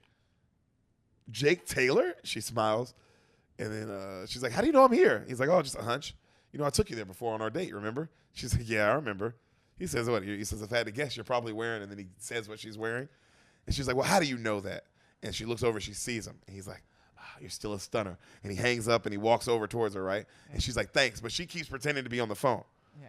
The guy at the table is kind of looking at her because, you know, and then she's like, I got to get back. You know, I'm on a date. And he's like, well, I need your number. She's like, my life is different now, Jake. He's like, oh, come on, give me the number. And she's like, no. He's like, why? This guy? Who is he? Just what, an accountant? She goes, he's an attorney, actually. He goes, worse. He's like, I'm not leaving till you give me your number. And she's like, fine. And she gives it to him. And he's like, hey, Lynn, I'm back and I'll be around. She goes, and she walks off. Right. Right? So we see the boys suit up before their first game. No one's talking. Jake looks over at Charlie Sheen and tells him, relax. Right. He goes, hey, bro, we got 162 of these. Like, Right. chill. Yeah. You know? This is a long season. Long season. Yeah. Coach walks in. I'm not much for giving addresses, but every paper in the country has picked us to finish last. The local press said, instead of playing, we should walk out and just kill ourselves. Make it easier on everybody. He says that, bro. Which is the local press did say that? Fire. I love it. I love losing that much where you're like, yo, instead of playing this season, Just kill yourselves. yo, could you imagine the Giants losing that much? Where you're like, I'd rather they just kill themselves Murdered themselves. instead of watch them do another year of this kind of shit. Trying to turn a double play. I'd rather they leave their families Behind. devastated. I'm sure their families wouldn't be devastated. Yeah. This is that bad a play. Oh, God. So he goes, but I'd say, forget all that. Let's hang around and why don't we give them a nice shit burger to eat at the end of this season, huh, boys? And everybody laughs and like, yeah, you know. Cut to, you see you see like the announcer guy, like, hello everyone, Harry Doyle here, your voice of the Cleveland Indians, which I do wonder if that's the actual voice of the Indians. No, that's very famously Bob Uecker, the announcer. Oh, okay. Yeah. So that's who he's doing an impression of? No, that's him. Like, look at the guy who plays him. They actually got because he was really good, Yeah, so that's why I believed it. Click on the guy. The cast. Bob Uecker. I'm pretty sure. Bob Uecker is an American MLB former player league. and current sportscaster. Wow. Yeah. Oh no, that's why he's so good. He's in the Hall of Fame, or he's gonna be in the Hall of Fame. In this movie, I'm watching, going, dude, I believe. That's why I say it's a really good bit, because you believe it. You believe the sportscaster, bro. You believe this nigga. Yeah. No. He's like a Hall of Fame announcer. Unbelievable. Yeah. Harry Doyle, hear your voice. We take on the New York Yankees of the day, the defending champs, and listen to the roar of the crowd as the Indians take the field. And it's just no one there. Right. Complete silence, right? And you see the owner watching in the stands, and she takes a drink of champagne. Right. Here's to the thrill of defeat. Right. You know? And Willie Mays Hayes with a great catch, and he does it with style, right? You see, he gets the first 3 outs of the season. Right. And I love this. The announcer goes, he goes, and Willie Mays Hayes up to bat, first to bat of the season for the Indians this year. People say the season will usually go how the first bat of the season, like the first hitter of the year, that's how the season will go. Right. So let's see how this season's going to turn out for us. Right. I wonder if announcers ever said that before. That's probably been said. Seems like a real thing. Seems like a real when he baseball said that, I was like, wow, that seems like a real thing an announcer would say. Yeah, that seems like an announcer thing. Especially in That's baseball. like he says. Yeah. Yeah. And then Willie Mays Hayes, bro, he swings. Like he but he checks it. Like he doesn't mean to swing. He swings and then tries to hold back. Yeah. Accidentally hits the ball. He beats it out. And safe! Okay. And the Indians, for the first time in 15 years, lead the season with a hit. Oh, God. But I like, something you said. You said what happens in the playoff is usually a microcosm of the season. Yes. And I liked what he said of oh, bro, usually the first batter will kind of give you a hint of what the season's going to be. And it's like, oh, he accidentally got on base. Yeah. Which is well, that's not bad. That's not bad. It's not good, but nigga, that's not bad. That's not bad. If you're watching, you go, I can live with that. Well, to win a championship, any championship, no matter how good the team is, you need luck. Yeah. You need luck. You need plays like this. You need plays like this, and maybe a guy not getting injured. That's lucky. You know what I mean? Injuries are luck. So you need luck. So if that's how your season's gonna go, okay, we have luck on our side. Absolutely. Yeah. That's huge. Point. That's huge for a club to feel that way. It's probably why this movie's so good, bro. They really get you into the baseball team immediately. You know? So, Willie Mays Hayes looks at the guy and goes, "This is gonna be the first base I'm going to steal out of 100 bases this season," right? To the guy at first base. Mm-hmm. And then the guy at first base goes, "Oh, really, Rook?" And he goes, "Yeah, why don't I take my first step towards the Hall of Fame?" And he steps off the bag, right? Takes a huge lead. The guy looks him down, picks him off super easy, super quick. Right. And then just like that, the announcer's like, and just like that, our first out. Yeah. Because he was just saying all these good things. Yeah, right. Which is oh, that's exactly how our season's going to go. Oh, no. Yeah. It's going to be good things followed by just awful things. Awful mistakes. Yeah. Cut to a huge montage of them just doing error after error. Whole team. Right. Just mistake after mistake, right? Top of the sixth, rookie Vaughn on the mound. Only 4 runs down. The coach tells me, "Hey, we're only 4 runs down. We're still in this. We can come back from this. Mm-hmm. Keep your head up, right?" You see, he throws a wild pitch, then another, ball 4. Throws another wild pitch, another, ball 8, another wild pitch, and that's ball 12. Bases loaded. He has walked 3 in a row. And then you see Vaughn fuck on the mound, right? We see some Indians, just a couple Indians fans. There's only a couple there. But we see 4 of them, Indians fans, and they have on the Indians garb, and they're the diehard. The kind of fans who are we're Indians ride or die forever. Right. And they're singing, "Wild Thing, dum dum dum, you make my heart sing, boom boom boom boom." But it's just 4 of them. "You make everything, boom boom boom," right? And then this nigga throws a pitch to the home run champ who plays for the Yankees. That's who's at bat now, the home run champ of the last season. And this nigga, bam, it's gone. Right. Grand slam. And then the coaches look at each other, and I love the coach goes, "At least it was a strike." Crowd just booing him, obviously, just booing Vaughn. Right. The coach goes, "Should I take him out?" Well, the other coach goes, "You want to take him out?" And the head coach goes, "No, Let's see how he reacts to this. Right? Which is, I like that. Right. He's a young pitcher. It's a young pitcher, first game. Throw him in the fire. Yeah, They're we've booing already- him. we're He just hit a already- grand slam. We're already gonna lose this game. And also, like, he needs this moment. Like, no, I'm Right. not going to take you out. Right. Deal with that. Right. You know? Which is a good coach move. Like, you deal with them booing, win their trust. Yeah. So, Vaughn, next pitch, he's in his motion. The pitch, bam! He cracks the player right in the back. Jesus. Umpire's like, you're out of here. He's like, what? He's like, oh, come on. And then right then the other coach is like, all right, you can probably go get him now. Yeah. And then Vaughn's like, fuck you to the umpire. Fuck you. Charlie Sheen's just going off, right? Right. Somebody has to pick him up and carry him off the field. As Vaughn walks off, and this looks real, he punches a light and breaks it. But it doesn't look fake. Okay, like, you made a choice to punch this. It looks like he made it, yeah. Yeah, It's like, and oh, they were shit. like, oh shit, yeah. He punched that light. Yeah, You know what I yeah. mean? Okay.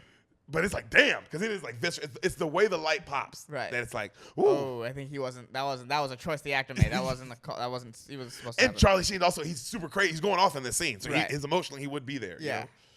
You know? Right then, you see Jake cut to that night after they lose. Jake makes a call to that number that the girl gave him. Right. It's a fake. He's like, what the fuck? Right?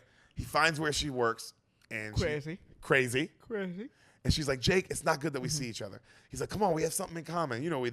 We're both world-class athletes. She's like, no, Jake, you are. I'm not anymore. My life is books now. You see, she has like a bookstore. Okay. Right? And he talks shit about how he hates reading and all that. And, she's Way like, to get to her heart. Mhm. Yeah. And then she's like, Yeah, I the should one just- thing you love, it sucks. Right? And then Yeah. he's like, oh, come on, I'll read now. He's like, come on, I'll read. Give me some. And she's like, did you ever read Moby Dick like I asked? He's like, I'll read it. Where's the whale section? Is there a whale section in this bookstore? Which I do like that That's line. funny. Of just like, where's the, just whale. that's Yeah, what it's just about. some books about whales. Yo, Moby Yeah. Dick's just about whales. I love what a baseball player thing to say. Yeah. It was a dumb sports guy thing to say. Oh yeah. So they're talking. He's talking all that shit, and then he goes, "Oh, I bet your new attorney boyfriend loves reading." And she says, "Yeah, he does love reading." And you know what else? I haven't found him in bed with a stewardess yet either. Ooh. I like the guy making it about like, "Oh, it's because I'm stupid." Yeah, and then she's yeah, like, yeah. "Well, Yeah, a you little also bit. There's cheated on me." also Yeah. I also caught you cheating on me. in my bed." So Yeah. kind of, I hold that grudge. Right. It's part of it. And then she goes, "Hey, I'm getting married to him in the fall. You got to leave us alone." And he goes, "No, what? You can't be getting married to him. I have plans for us." And she goes, "What do you mean?" And then he gets all that. They start arguing, going back and forth. And while they're arguing, he's making her laugh though. Right. You know? Okay. And then he's like, "Lynn, don't make me do time for things that happened years ago." Which is like, bro, that's how doing time works. Yeah. Literally jail. You're in there. Because of things that happened quite literally years ago for some people. Yeah.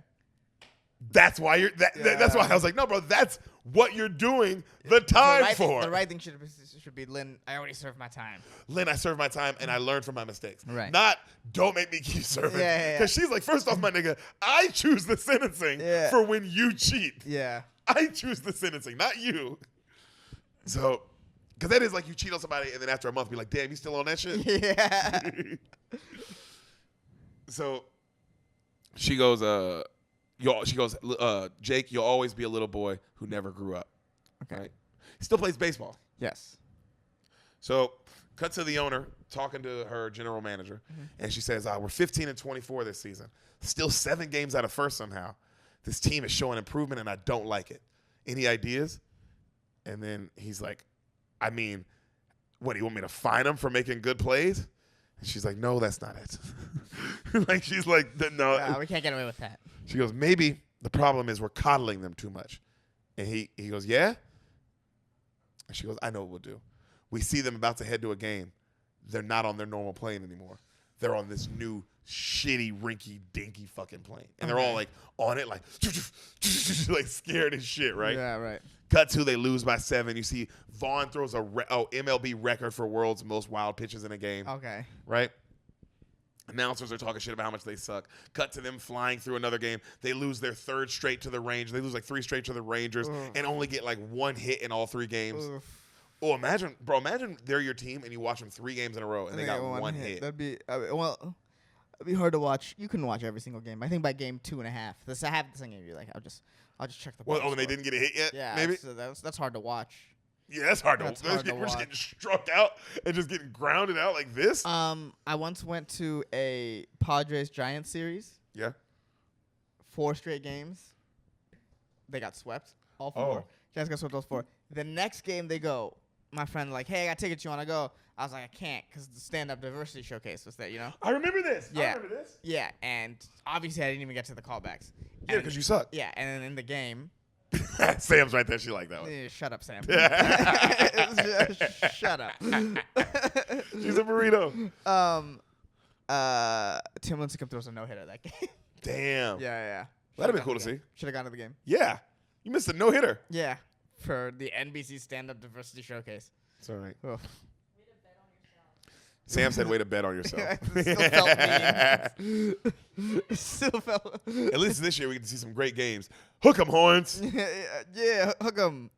I'm a diehard long. Me and Jeff were talking. It was like, how are we not going to be diehard? Oh, we're Longhorns? gonna be. I'm definitely gonna be rooting for the Longhorns. I don't mind. Also because it's like, oh, it's not a pro team. It's kind of fun to jump on a college team that I've never. Yeah, I don't really give that much of a shit about. Yeah, but it's like college, I'm to be living here, honest. and the energy when the season starts is what I can't wait for. Yes, Because yeah. that's gonna be cool.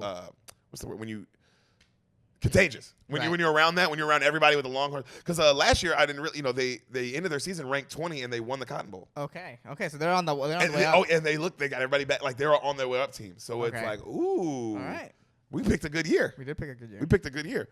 Also, I'm gonna go to their basketball because their basketball team made it to like not the Sweet 16, but the one right before the Sweet 32. 16. They're out of 32. Yeah, and then The cool 32. the cool 32, and then also 32. their baseball team was famously choked this year, but everybody thought they were gonna win it all. Oh, really? Yeah. Wow. Those Longhorn sports are on the up and up. Well, their baseball team's always great, and then their football team's always good, and then their basketball team, they had Durant that one year. They had Durant 1 year. That was amazing, and then they've had other good years too. They've had other good years too. But they're not known for their basketball. No, but they do make it to the March Madness every year, so that's pretty good. Do they make it every year? Like a lot. They make it a lot. If you make it a lot, that's pretty good. They're one of the best teams in the Big 12, but they're not in the Big 12 anymore. Speaking of Texas Longhorns, Well, they're not. They still are. but they're Up until 2025. but they're going to be in the. I'm saying, but they're officially going to be in the SEC. Yeah. That's interesting. That'll be an interesting little move. So, but that won't have to. We'll be in LA. By the Yeah, time we'll be that dead happens. by then. We'll be dead. Sam says so. It'll just be a Big 11. Sam, we don't have time to talk conference football. It'll Sports. technically be Big 10 because 2 teams are leaving. Yeah, Big 10, which is fine Which because is there'll just be already 2 Big Big 10s. Yeah, this is Let's already have to Big come 10. up with another name for it. Yeah. The bigger 10. They just- Biggest 10. It's just a dick measuring Better contest. 10. The better 10. Yeah. Yo, they call it the better 10. I love that, bro. That'd be really funny. Because everybody would still be like, no, Big 10's better. Yeah, Big 10's way better. Especially Especially if you lose Texas and Oklahoma, Big 10's way better. oh, dude, they lost the 2 best teams in their fucking division. Yeah. To the best conference, which is like, yo, the SEC made it harder. Just have your own playoffs, SEC. We don't even need you to play other teams now. Yeah. If you're just gonna add just add USC, add Ohio State, and that just make that it. Clemson, come on over. Clemson, yeah, just those teams, Yeah. and maybe Florida State. So we see the pilots. Right. We see the pilots fixing that rinky-dink plane Yeah. with duct tape. Hilarious. Like, and the players are like, "What the fuck?" Right. Willie Mays Hayes is talking to Jake about his girl problems, and the dude's like, "Man, I don't even know where she lives." He goes, "Oh, just Taylor." He's like, "What do you mean?" He's like, "Just follow her home." He's like, "That's juvenile." He's like, "It works." So he does it while they're playing this super like sweet music, Yeah. as if to imply this isn't horrifying.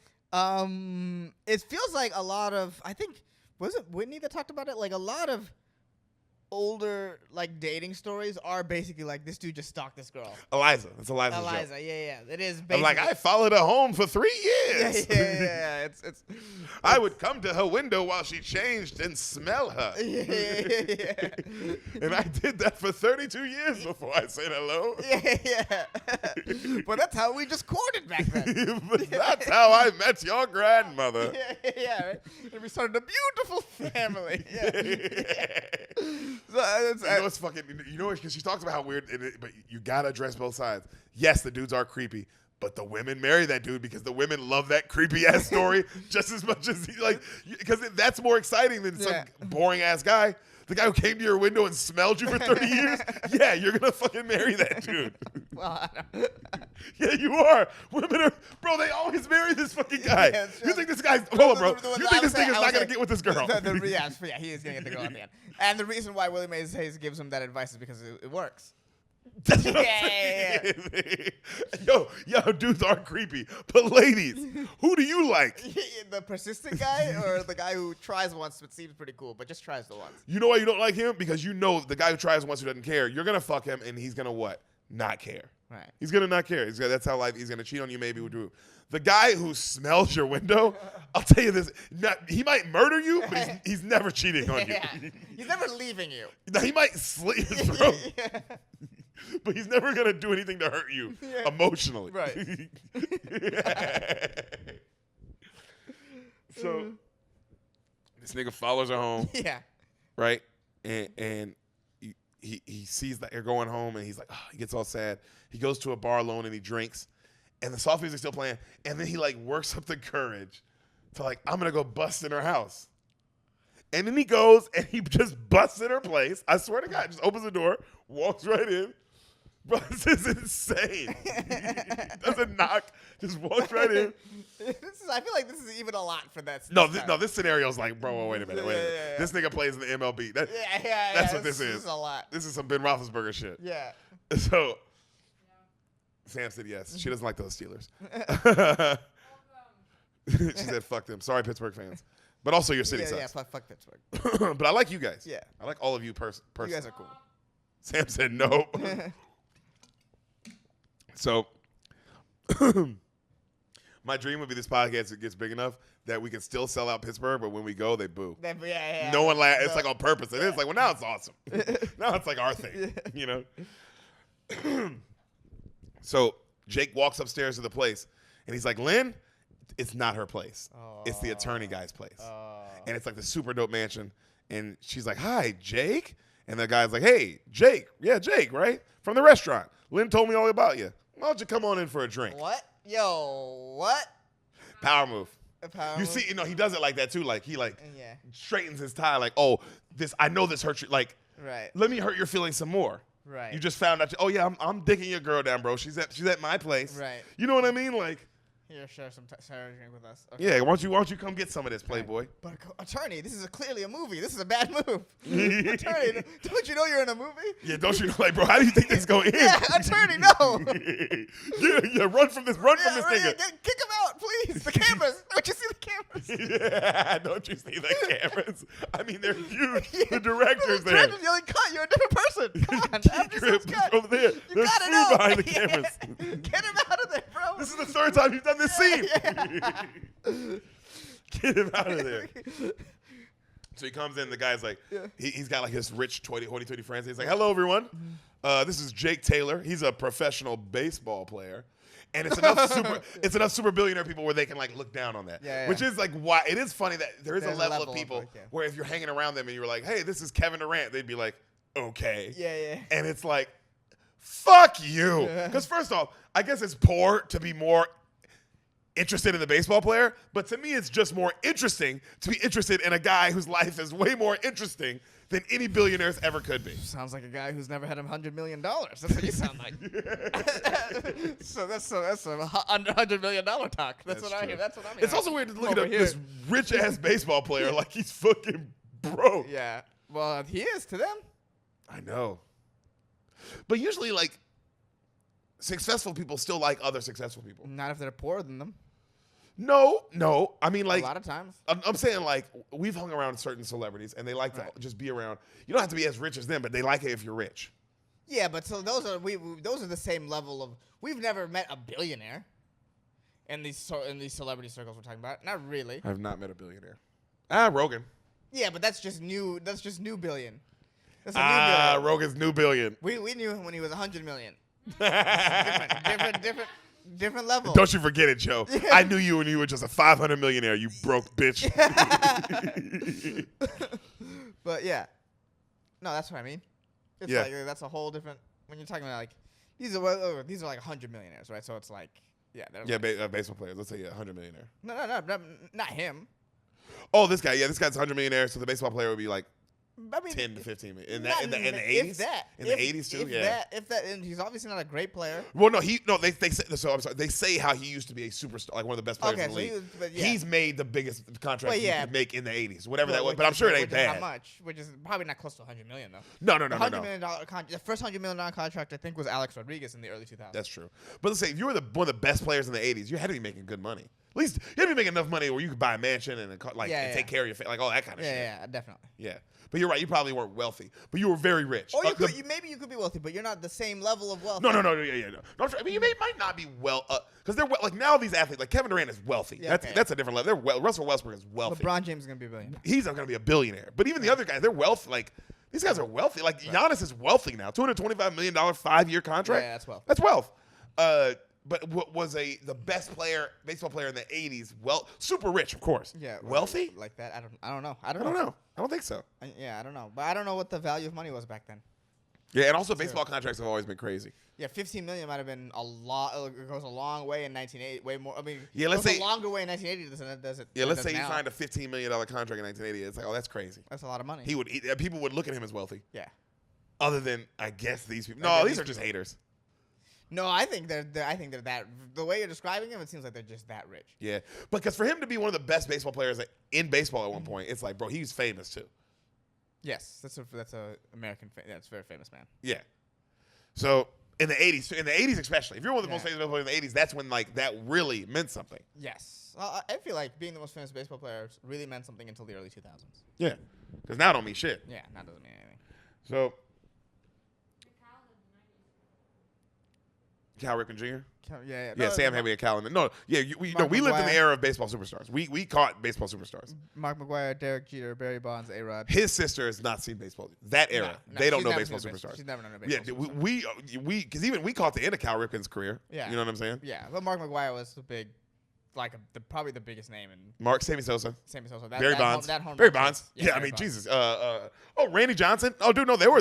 I mean, everybody knew about the Randy. Like, they were players, man. And Derek Jeter, of course. Derek Jeter. A-Rod, Albert Pujols. Pujols is the last one. Pujols is the last one. Huh? Oh, and then there's other names that are like at least were fringe superstars like Roger Clemens, Kurt Schilling. No, Roger Clemens was A-list. I think A-list too. Kurt Schilling. Kurt Schilling was like fringe. What's Kurt his name? Schilling was like Johnny Damon. I would say. You see what I'm saying? Like, at least they had that. Yeah. I mean, you gotta have superstars, even have fringe superstars. Right. You know, I'd say Johnny Damon's like a Chris Middleton. You know what I mean? It's like, is Chris Middleton a superstar? No, but he's a fringe star. Yeah. How are we? What are we talking about? Anyways, so these rich guys are laughing at. Oh yeah, like what the fuck are we talking about? I don't think we said one right thing in the last 10 minutes. If I'm being honest, I don't think we said one correct thing in the whole last 10 minutes. We've been talking. I think all three of us have been wrong, 100%. Oh my god, the last 10 minutes have just been a waste. Whatever the fuck we've been talking about. Wasted time. Just people angry, like these guys have you love this movie. This guy has no idea what they're talking about. Will you just tell the fucking movie, Derek? Jesus. I will, motherfucker. Give me a second. I'm laughing. Yeah. So they're making fun of him. They're calling him a broke bitch. They're all being snooty. He says how he came to. They're like, why'd you? What are you doing here? He's like, oh, I came to see Lynn. I thought this was her place. And the guy goes, oh, it soon will be. And then he makes out with Lynn. Nice. They all sit. Nice. And then some of the people sold a power move. It's a power move. Yeah. He goes, what team? And the guy's like, what team do you play for, Jake? And he's like, oh, the Indians. And the lady's like, here in Cleveland. I didn't even know they had a team. And he's like, yep. We got uniforms and everything, which I think is great. We have uniforms and everything. And then the attorney guy goes, well, they are in last place right now, correct? And he's like, yeah, we are. And then one of the women is like, I heard baseball players make great salaries. He's like, not me. I'm on the league minimum right now. I'm old, And then she go, and then that's when Lynn goes, yeah, but because everybody kind of laughs at him, right? Because he says it too, like he doesn't mind. Right. And then Lynn says, he used to be possibly one of the greatest. He used to be possibly one of the greatest players playing. Like he used to be possibly the best player playing in his prime. Right. And then everybody's kind of like, okay, like, yeah. But you see even her of like, no, he was. Yeah. Hey, I don't like the guy, but no, he was relax. he was that nigga when it came to baseball. Yeah. So, a lady goes, well, what will you do when your career ends? You can't play baseball forever. And he goes, I'm going to go to Hawaii, have me a couple of Olympic kids, swimmers. And then everybody's like, oh, wow, that's specific. And then a lady goes, Lynn, weren't you in the Olympics? And then she's like, yes. And they're like, and what sport did you do? And she's like, swimming. And then, bro, I love it. Jake smiles and goes, yeah, I better get going. Yo, Powered immediately shifted back. Right. Of like, yo, I'm going to have me some Olympic kids, some swimmers. And then everybody go, well, that sounds familiar. Yeah. Okay. Good last line. Oh. Get out of there with the win. Oh, he won. Yeah. And then the attorney goes, well, let me walk you out. And then as they're walking out, they talk shit to each other. And the guy's like, stay away from my fucking wife. And then Jake's like, suck my dick. And they're saying this while they're smiling. Right. And then Jake leaves. Okay. So the coach calls Vaughn into his office. Rick, you got a great arm. Best I've ever seen. But your control is wild. You know, lots of pitchers work the minors, and then that's how they have great careers. But you, why don't you do something else? Read these letters for me. And he backs up and he holds up some letters. And he's like, yep, can't see shit, can you? Cut to, he has these like nerdy ass grandma glasses on. Right. And he's like, oh, come on, man, I don't want to wear this shit. And they're like, that's what you're wearing? You can't see, you'll be throwing better with these. Right. And he's like, well, after the game, I'm picking out my own pair, right? And he's looking at himself and he's like, fuck. So they hit the field, the team goes out. You see Vaughn, the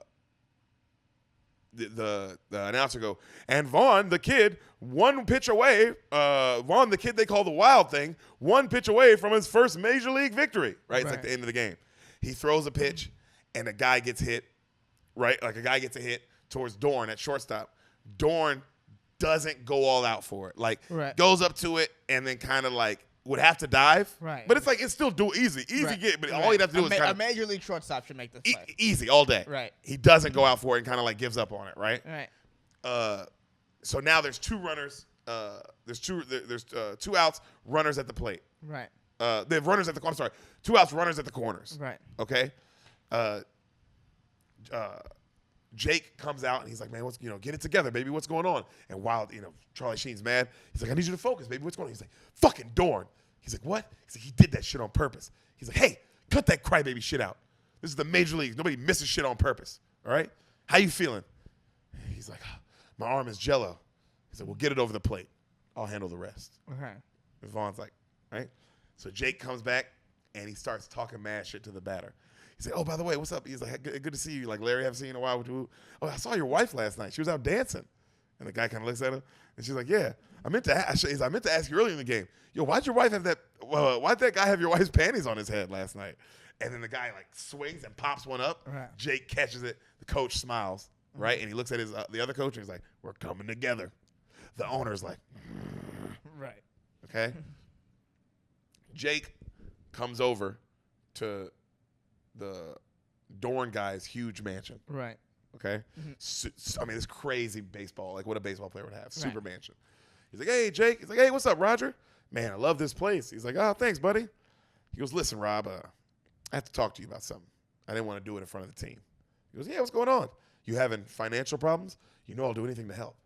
And Jake's like, no, it ain't that. I'm concerned. Why didn't you come up with that grounder yesterday in the ninth? And he's like, what? It was out of my reach. What do you want me to dive?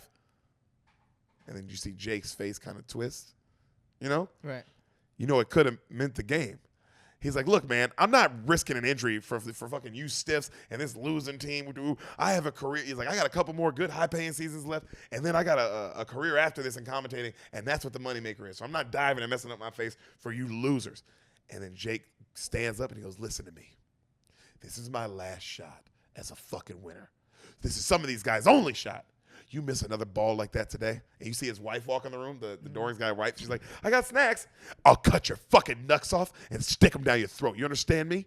He's like, right, and it's like, because Jake's like that like, bro, right. If you mess this last season up for me, I'll fucking kill you. I'll kill you. Right. And the wife's like, oh. Cut to, you see girls hitting on Vaughn at the bar, and everybody's calling him Wild Thing, Okay. right? All over the paper, they're winning, but people are like that same montage of the city, but people are like, yeah, they're winning, but they still suck. Right, Everybody's saying that. right. Like, yeah, we won a couple games, but we're not going to do anything. Right. Like, everybody's like, I'm not going to get my hopes up. Like, it's a bunch of that, right? Right. I love these shots. They're my favorite. The players in the locker room are pissed off. They have no hot water. Their fucking World Tub doesn't work. Right. Remember, because she's fucking up all their shit. Right. The coach goes, I'm getting that bitch on the phone.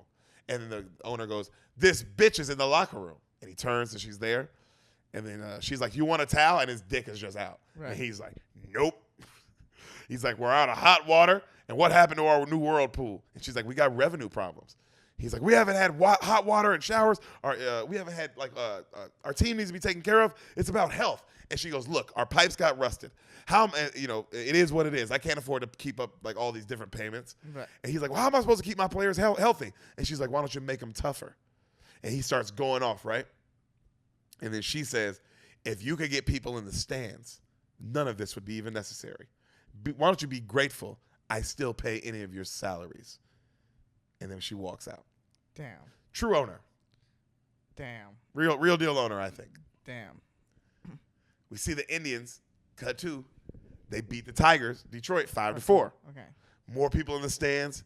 We see Lynn in the stands one game, and Jake notices her. They win. He runs like she leaves and she runs off. He runs after her. Mm-hmm. She drives like she drives off. He looks at a cop. He goes, "I need a car. My car's across the stadium." And the cop's like, "Take the bullpen car." He's like, "Thanks." You see her park at her place and go inside. You see this nigga following her and the Wahoo guy, Right. like a little him car. That's funny. He busts into her place, and then he goes, "Whose place is it this time?" And she goes, "It's mine. You follow me again?" Which is, bro, just fine with this nigga busting in her place. Yeah, right? There's so much. Oh, my God. Lots to unpack there. Yeah, a lot going on in this relationship. Some deep, twisted problems. Right. He goes, "I spotted you in the stands." She goes, "I just wanted to see you play." He goes, "How was it?" "You need to open your stance a little bit. That's why they keep pitching you inside." He's like, "Okay." Okay. So she has boxes everywhere, right? And he's like, "What's all this?" "Moving in with Tom this week." She's like, "Jake." He's like, "Oh, come on." He's like, "You really gonna do that?" She's like, "Jake, you like the fast life. Girls sitting underwear in your hotel and all that crazy nonsense. I want a normal life. I want a normal, like, not the life you have." She's like, "I want to throw," and then she goes, "I want a normal life." And he goes, "I can give you a normal life." She goes, "No." She goes, "I don't want your kind of normal life. Your kind of normal life is where I throw you a birthday party and you don't show up. But then finally, when we think you do, it's not you. It's a lawyer with a paternity suit." And he's like, "Yeah, but you know that woman was just out for money." And she's like, "Jake, I was mad that you fucked her." I love this guy, bro. He's actually a straight up Sam is over there nodding in the corner. Yeah. Of like, yo, who is this? I love this woman of like, well, I really have to explain to him. Yeah. Oh, so I love funny. this. He's like, that woman lied. Yeah. And he's still probably going to end up with her at the end of this movie. Oh, let's hope. Yeah. And then she goes, "I can't go back to that life. I've done it too many times." And he goes, "Okay, I guess that's it. Then." Right. And they stare at each other, and she goes, "Did you ever read Moby Dick? Finally? Like, did you ever finally get to read Moby Dick?" And he goes, "Yeah, cover to cover." And then they start talking, and they smile, and then they start making out. All it took was Moby Dick. Right. And then he takes her coat off. They start kissing, and she goes, "Wait, what happens at the end?" And then he says what happens at the end. And, like, he says it in a way of, like, he's into it, too, of, like, Right. I can't believe that's going to happen. You know what I mean? Right. And then they just fuck. And then right when they're about to fuck, he goes, "Am I invited to your wedding?" She goes, "This doesn't change anything." He goes, "Well, am I invited to your wedding?" And she's like, "Yes." Which is like, right? Ugh. He wakes up alone the next morning. She's gone. Okay? Cut to, they are 9 games out of first place. Yeah. The owner is so pissed. She's like, "I got to force a losing streak." And the GM's like, "You took everything from them already." And then she goes, "Not everything." Cut to, we see them on a bus ride into a game, right? They get to the game. Remember the guy from the Yankees who hit the grand slam on Vaughn? Right. They're playing the Yankees again. Vaughn is now the league leader in strikeouts. Damn. So they're like, and this guy's the league leader in home runs. So everybody's like, oh, this is a matchup. Haywood swings and crushes one towards South America. It's out of here. Vaughn is like, oh. And Vaughn's problems with Haywood and the Yankees continue. You see the manager come down to the team after the game. I want to say, great jobs, boys, especially a great job this year. We're 60 and 61. A lot of talent on this club. 2 or 3 potential all-stars. I think we're a contender. You know, I'm sorry. He's not saying this to his team. He's saying this to another coach. Okay. He's like, I think we're a contender. All we need now is just one more thing to bring it all together. Right then, the guy looks at him, the GM, and he's like, the owner's never going to allow that to happen. He's like, all right. The coach kind of just nods. Mm-hmm. Cut to Coach Lou. He goes, he's like, I got to talk to the team. Gets them all together. Got something to tell you, boys. It seems Miss Phelps, well, she don't think too highly of us. The true reason of this team that we're put together is so we can relocate to Miami. Oof. She put us together to be losers. She didn't expect anything from us, and now she's upset that this is happening. And she told me if we don't start losing and start playing bad, she will replace every single one of you. She'll either send you to the minors or outright release you. It's completely quiet in the locker room. He's like, I'm sorry, boys. And then Jake goes, well, there's only one thing left to do. And the coach is like, what's that? We got to win the whole fucking thing. And everybody smiles, and Willie's like, hell yeah. And Pedro's like, yes. And everybody's like, yeah, right? Right. Cut to, they get a mural of the owner in the locker room. Hilarious. And they put these 32 stickers on her Right. that are covering her body. And the coach goes, we got 32 more victories, and every time we win, he peels off a section of her clothes. And you see, like, what's under. Damn. You know what I mean? That's And smart. everybody's like, yeah! That's super smart, bro. That's Way to rally the team. Yeah. Just off hatred. Yeah. Montage of them working hard. You see Dorn at practice going after balls, Right. diving and everything. You see Pedro hitting curves. You see them winning and winning and winning. They're taking off her clothes. Willie stealing bases. They win 5 straight in the newspaper. Right. Everybody's like, oh, shit. Vaughn striking everybody out. The owner is so pissed. See Jake get run over. He doesn't drop the ball. They win 3 more straight. It's now 8 straight. Damn. They're making a run. Cut to the whole team doing a commercial for the American Express card. Like, now the team's on the cover of magazines. They're building a fan base. Wild Things all over magazines now. Damn. And there's Wild Things shirts everywhere. Damn. Everyone in the city, now it's the montage. Everyone, diehard Cleveland fans, Yeah. everyone has on Wild Thing hats, Wild Thing shirts, Right. Willie Mays Hayes gloves. You know what I mean? Like, everybody loves the Indians now. Right. Cut to, you see Jake. He has ice on his knees. The city is all behind him. They have the owner completely naked. The Indians win again. Damn. And they tie the Yankees for first. Damn. Okay? So they take the stickers off the boobs. The team's going crazy. Jake's like, we got 1 game to go, boys. They have a final showdown against the Yankees. Damn. Who's going to win first? Yeah. All right? We see Dorn's wife watching the boys celebrate this game on the news. They just beat the White Sox, right, to tie the Yankees. Right. As Dorn's wife is watching, it's that old school camera too, like that old school look. Right. You see Dorn in the background making out with some lady, and then like he goes into a bathroom with her. Damn. The wife watches this. Damn. Cut to Coach. He talks to Vaughn. You see Coach. He's talking to Rick Vaughn. They get, before they get back to Cleveland. Okay, and he tells him, "Hey, I'm starting Harris tomorrow, the old pitcher." Right. He's like, "What?" He's like, "Look, he's got more experience, and he's just got a better record against the Yankees. Don't read into it, Rick. You're the reason, and you're the guy who got us here." And you see Vaughn's like crushed. But also, I respect the coach. That is a good coaching decision. Right. You play the guy who does better. Yeah, who's winning, yeah. That's what you do. Yeah. So, well, Vaughn's been winning them games, but he loses against the Yankees. So you got to put the bet. You got to play. It's matchups. Baseball's all matchups. Always. Yeah. That's what I'm saying. It's a good baseball movie, man. It's like, this all tracks. Yeah.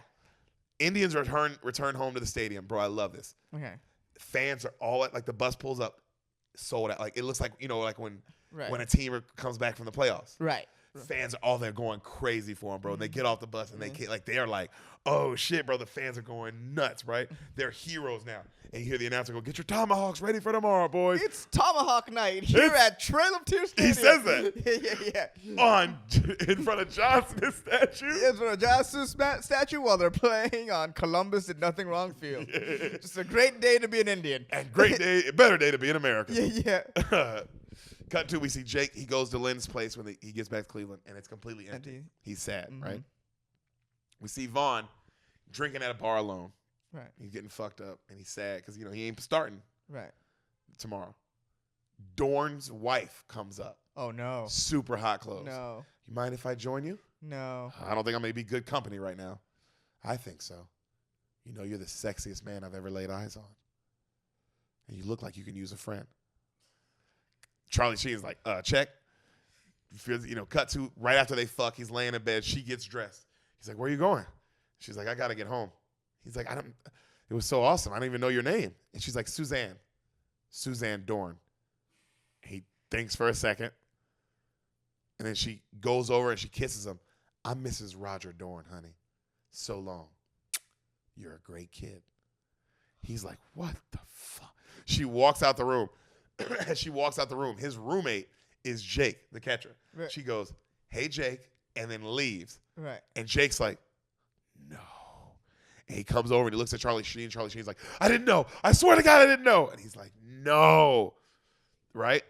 Cut to Dorn leaving for the game. All right, honey, I'm about to go. Let's see. Wish us luck. Hopefully we win this. She's like, hey, honey, before you go, I got to tell you something. And he's like, what's honey? And he gets all in her face like this. Cut to. Oh, I love that, bro. They don't no. cut to. Jake is getting ready before the game, right? He's getting dressed. Dorn comes up. Hey, where's Vaughn? And Jake's like, he already went out. He's warming up. I want to talk to him.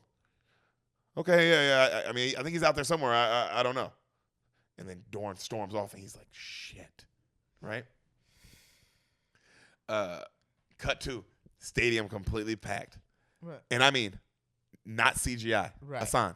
Oh, they packed the stadium. Hello again. It's Harry Doyle tonight with a full capacity crowd. 75,000 screaming featherheads. Damn. 75,000 people for real, fool. So the energy of this last game It's insane. it's real. Okay. It's real, bro. Okay. Yeah, he goes, with our Indians searching for their first league championship in over 30 years, and in their way, their nemesis, the New York Yankees, and we are set to go.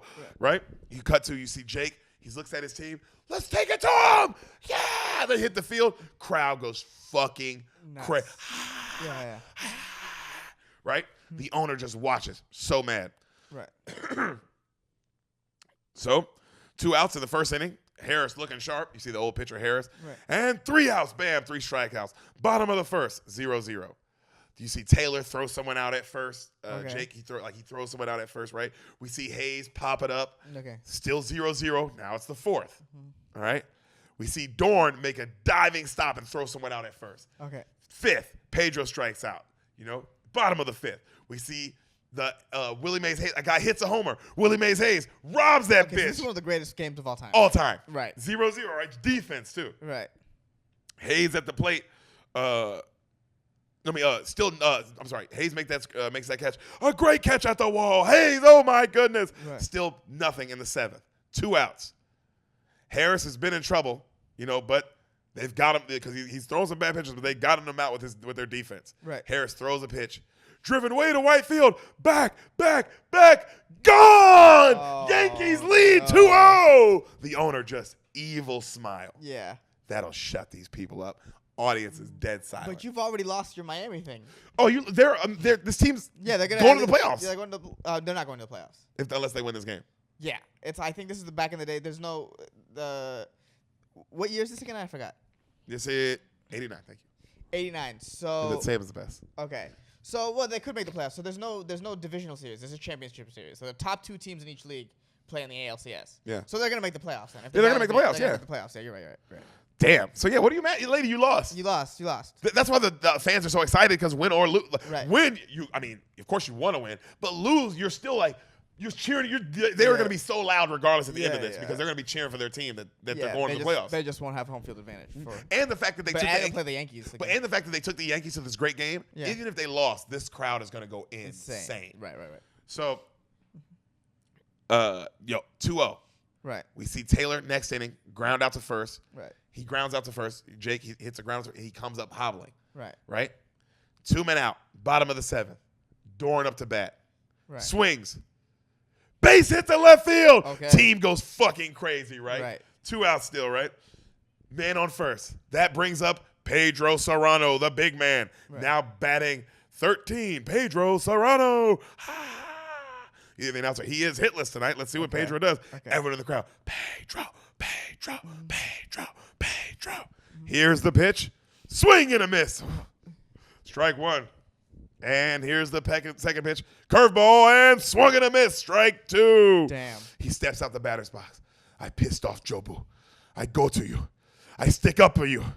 You don't help me now, Jobu. I say fuck you. I do it myself. That's the God he's been praying to all Right. He steps back in. Jackson wants a new sign. He gets what he likes. Here's the pitch. Slow motion. Serrano swings. Drives it to deep left. Way back. This ball is gone out of the stadium, bro. Over the stadium, bro. Right. Bro, he runs around the bases holding the bat, just pumping it in the air. Right. There, bro, All-time. tied up 2-2. Right. As you can imagine, this stadium, bro. Could you imagine? Losing its fucking mind. Because you love baseball, so you know, bottom of the 7th, a home run to tie it up 2-2. Yeah. Oh my, at home? Are you kidding me? Yeah, losing its mind.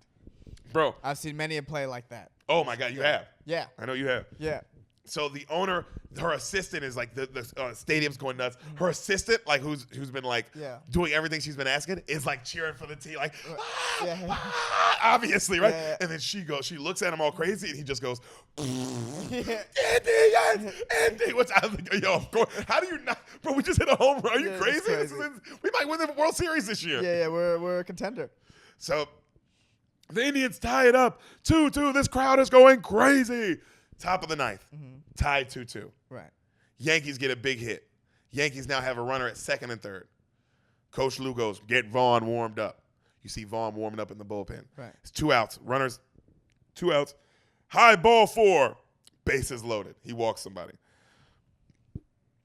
Right? And now up to bat, Big Haywood, the biggest Indian killer of them all, which is a crazy line for an announcer to say. Right. The biggest Indian killer of them all. Not since Andrew Jackson have we seen a bigger Indian killer than Haywood. Not since Andrew Jackson have we seen such a killer of Indians. Yeah. Great announcer though. Yeah, that would be fucking fire. We're not gonna. He did say it. Yeah, he said it. If he added the Andrew Jackson line, that would be so funny. So, timeout from the Indians. Jake Taylor and their coach on the way up to the mound. This could be it for old Harris. Right. Coach gets up. You tired? He's like, no, coach. I think I got enough left for one more. He's like, no, you did a hell of a job, man. Take a seat. Let us get you the way home from here. Right. I love that coach line of like, hey, you got us here. Yeah, you know, no need to feel bad about being taken out. We're just taking it home. Yeah. That's all we're doing. Yeah. He walks off. The crowd, I love the crowd goes crazy for him, obviously. Right. And then he goes, bring me Vaughn to this. And then they go, you want Vaughn? And he goes, I got a hunch. He's due. Right. Right? And the other coach waves out Vaughn. Vaughn comes out. Do. Everyone. Wild thing. Do. Bro, 75,000 people. You make my heart sing. And then he's walking out, bro, dead.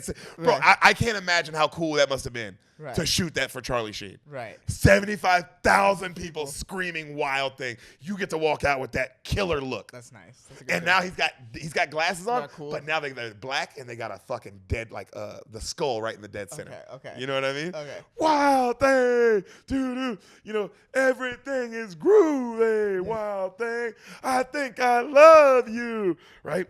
Everybody's going nuts. Okay, Ricky. Haywood likes the hard stuff. So over the plate. So bust him inside, all right? Right. Nothing over the plate, none of that. Give him the junk. You listening? They look over. He's clearly just looking at the mound, angry, not listening. Right. And he's like, yeah. And they go, okay. Go get him, kid. Coach runs off. Taylor looks at him and he goes, this is what you waited for your whole life. Crowd, he looks and they both look around the crowd. Wild day. Right. You make my... Bro, Yeah, in sports, hype. it's like, That's that's a moment. That's hype. Yeah. That's hype, bro. And he goes, this is yours. He walks off. He looks over at Dorn. Dorn calls timeout, walks to the mound. Taylor's like, Jake looks over and he's like, oh, shit. Dorn walks up to him and he's right in his face, holds out his hand. He gives him the ball. Cut through the crap, Vaughn. I got one thing to say to you. Strike this motherfucker out. Yeah, you fucked my wife. Yep. Yeah. Yeah, bro, straight up. Yeah. I like it though, because like, yo, you fucked my wife, but We gotta win. I want to win this I wanna fucking win this game, bro. game, yeah. I can't believe I'm this close to a fucking pennant. Right. Give me this shit. Yeah. You know? Not even the pet. Like I will say, the lead up to Not this the game, pennant, yeah. The lead up to this game is beautiful. Movie, great. But it is funny that it is a game to get into the playoffs, which they would have been in either way. They could have just made it the World Series. This could have been Game 7. Yeah, or you know what? I wish it was the pennant. I wish it was even that level. Just make it a Game 7. Yeah. If you're going to do any sports movie that isn't football, Right. you end it in a Game 7. Why not? So like, no, we ended it on Game 6. Like, Yeah. all right, weird movie. Yeah. So, now batting number 6. At the end of the day, the stakes is home field advantage. That's all this is. That's what the stakes, all it is. Yeah, That's yeah, all the that's stakes all it are. is. That's But I all it mean, the weight of the movie I get because they never made it, worked blah, blah, there. blah. Yeah, but you know, come on. So now batting number 6. That's the limit to your imagination. Yeah, it's the You limit. Imagine this entire scenario where the stripper owns this baseball team. But you can't take it that one extra step. I can't go there. Yeah, it's like, well, we don't want to make this too unrealistic. While the owners are peeling back the titties of their naked owner. Yeah, okay. Now batting number 6. First baseman Billy Haywood, the American League Triple Crown winner. Jesus Christ. All right. Yeah. You see Jake makes a call, like, it's like a 2. Right. Ricky goes, no. Mm-hmm. He does like a 3. No. Mm-hmm. He goes 1. And he's like, yep. And then the cat Jake's like, well, let's get nasty, Ricky. Right. Holds up his glove. Vaughn winds up. Swung and a miss. Strike 1. 97 miles an hour. Right. All right. Then Jake looks at the batter, the Haywood guy. He goes, "Whew, that sucker was moving, wasn't it?" And he throws it back. He goes, "All right. What do you think we should call now? What do you think? Let's see how he feels about the old number 1." Haywood gives him the number 1 call. Right. And Wild Thing delivers. Strike 2. Jesus. And then the Haywood goes like, "Fuck," and everybody's like, 99 miles an hour. Jeez. All right. Damn. The coach the coach goes, "Forget that curve, Ricky. Give him the heater." All these pitches to choose from, Jake says. Maybe something different. Nope. Gives him the 1. Right. He locks in, slow-mo, wind up, throws the gas. Got him swinging, strike 3. Damn. 3 straight heaters, and the Yankees are blown down. Damn. And we got an Indian ninth tied at 2-2. Okay. 1 down. So cut 2. Already 1 down. And the hit goes back, and boom, the guy robs a home run. Damn. 2 down. Damn. All right? The Yankees call out their best pitcher, the Duke, the best closer in baseball. Okay. This guy comes out, right? Yeah. Now batting center fielder, Willie Mays Hayes. The Duke hasn't been scored on in his last 16 appearances. And Mays hits a high chopper. Can he get him? Hayes beats it to first. Damn. Damn. Right? Bro, and next up to plate, Jake Taylor with 2 down for the Indians and a man on first. Right. The best line in the movie. First baseman looks at Wesley Snipes and he goes, "You going somewhere, meat?" Willie looks at him. About 90 feet. Ooh. Ooh. That's As he tightens the gloves up. Right. Bro, that is like, damn, bro. line. That's You a good going, about 90. Also, it's like, yeah, that's real shit talk. Yeah. Like, I'll tell you exactly where I'm going. Yeah. I'm going. I'll give you the exact number of feet I'm going. Yeah. Bro, I'm going 90 feet, brother. Yeah. And y'all ain't gonna do shit about it. Right. So Taylor, 0-12 against the Duke in his baseball lifetime. Right. Okay. Okay. Hayes with a good lead. The whole chant crowding. Go, go, go, go, go, go, go. And the Duke tries to throw him out, but the Hayes beats it back. Right. Crowd, boo, boo, right? Willie Hayes takes a bigger lead. Crowd going even crazier. Damn. Just them confidence is through the roof, right? Right. Go, go, go, go, go, go. He pitches. Hayes takes off in slow motion. Jake swings, misses, slow-mo. You see the catcher fucking make the throw? And he makes the throw and safe. Damn. He beats it. He beats it. Damn. Ah, ah. Bro, the crowd reaction is so fucking real. That reaction, Right. it's the realest one. Right. Because just the quietness before the throw is like, ah, you know? Yeah. Up now, Taylor. The Indians have a runner in scoring position. And he gives and you see, he steps out the batter's box, Jake, and he gives a call sign to the coach. Right. And the coach goes, that's a hell of an idea. And he gives a call sign to third base, Right. who gives a call sign to Willie, who smiles, Right. takes a big lead. Okay. All right? Jake steps up to the plate, and Jake Taylor is pointing to the bleachers. He's calling his shot. Crowd is obvious. Could you imagine? Right. Could you imagine somebody calling their shot in the bottom of the ninth in this era Right. of time? It's insane. Insane. Right. Right? We haven't seen this since Babe Ruth. Right?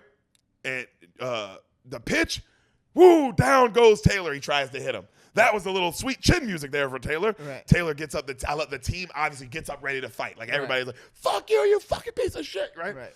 So Duke gave him some chin music, but Taylor dusts himself off, and he's back up again. And oh my God, Taylor calls his shot again. Just points, bro. Damn.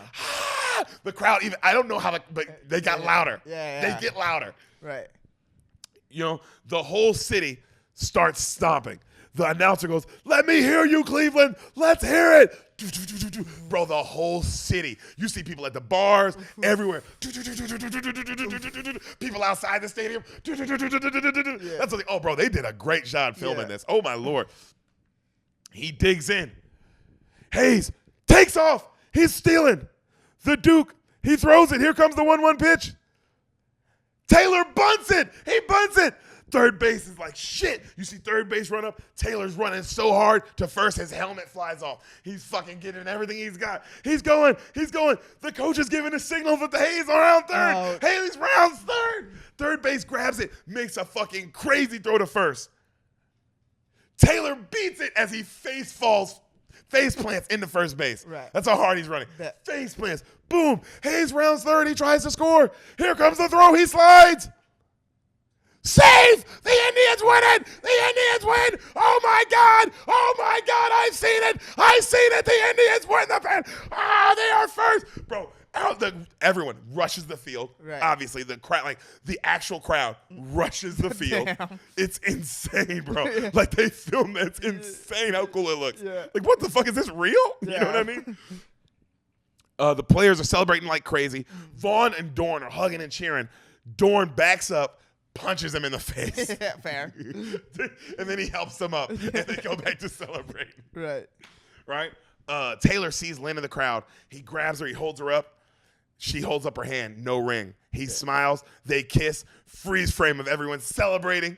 Major League. Damn. And then they went on to lose to the Yankees in the ALCS 4-0. Oh, my God. 4. They got swept. Yeah, swept. Yeah. And they didn't get a hit. Yeah. 4 no-hitters. Never happened. Yeah. And every hit the Yankees got was a grand slam. Yeah, I don't even know single one. Every single doesn't one. make It was sense. crazy. What'd you think, That was bud? a fun movie. Yeah? That David was a Paul fun picked a movie. good one? David Paul, you're the Davidest of the Pauls, man. Top bean. Yeah. Top bean, brother. Yeah. Did you like it? Yes, I did like it. Who's your favorite player? I like pitching, man. I'm gonna go Wild Thing. Oh, yeah. I'm gonna go Wild. I mean, he has anybody with a song. with a song, dude. The whole You city win. can sing. That's good. Mine's is Willie Mays Hayes just because of the one line. Where you Oh, going? About 90 feet. About 90 feet. That's a great line. Whew, that's a line. That's a line. That's a line right there for baseball, man. This movie definitely made me I already wanted to watch playoff baseball this year because Right. You've been kind of keeping it. been kind of keeping up with everything this year, and the Padres are really flashy, and I like watching their highlights. It's fun, you know. The Slam Diego. I hate that the year we're not there, and now they're good. It's like all the games I went to where they sucked ass. Yeah. Kidding me? It'd be like the Chargers got Tom Brady now. Right, Get the fuck out of here. The Padres, though, at the time we were going to watch them, had a guy named Will Venable on their team. They did. And I always thought that would be a great name for a hamster. You hear that, Will Venable? I hope all the Bean Mafia tags you and says you should be a hamster. Think of a hamster named Will Venable. Yo, well, if I ever get a hamster, I'm naming him Will Venable. Bean Mafia, he's definitely not wrong. Yeah.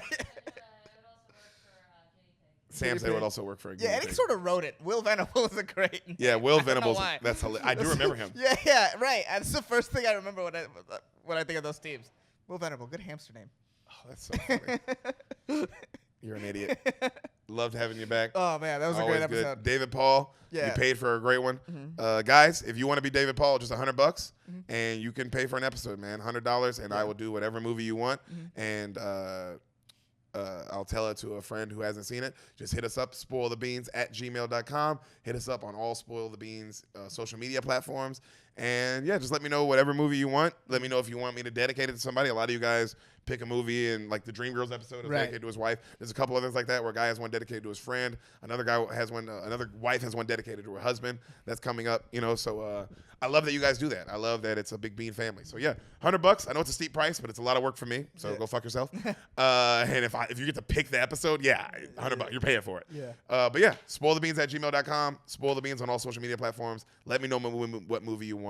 Hassan, do you have anything to say or plug, buddy? Yes, follow me on Twitch, MrDangerousBrown on Twitch. Yep. Follow me. And the Dangerous Brown podcast. And the Dangerous Brown podcast. Both of those things. Ehsan Ahmad on all social media platforms. Yeah. Guys, come on. If you're any part of the Bean Mafia, you got to follow this guy. If you're a new beaner, I'll allow that. Yeah. But any person who's been here a long time, if you're like, got let me go follow Ehsan now. What's been going on? Yeah, come on. That's on you for sure. Guys, make sure you ask Darren for pictures of Hassan's feet. Yep. That he has them, and just you gotta be persistent. You gotta be persistent. I can't stress that enough. He's not just an NFL player. Yeah. He's a man Who has pictures of my feet? and who also plays in the NFL. Yeah. So don't forget it. Yeah. The feet thing is first though. See you guys in a couple days. See you soon.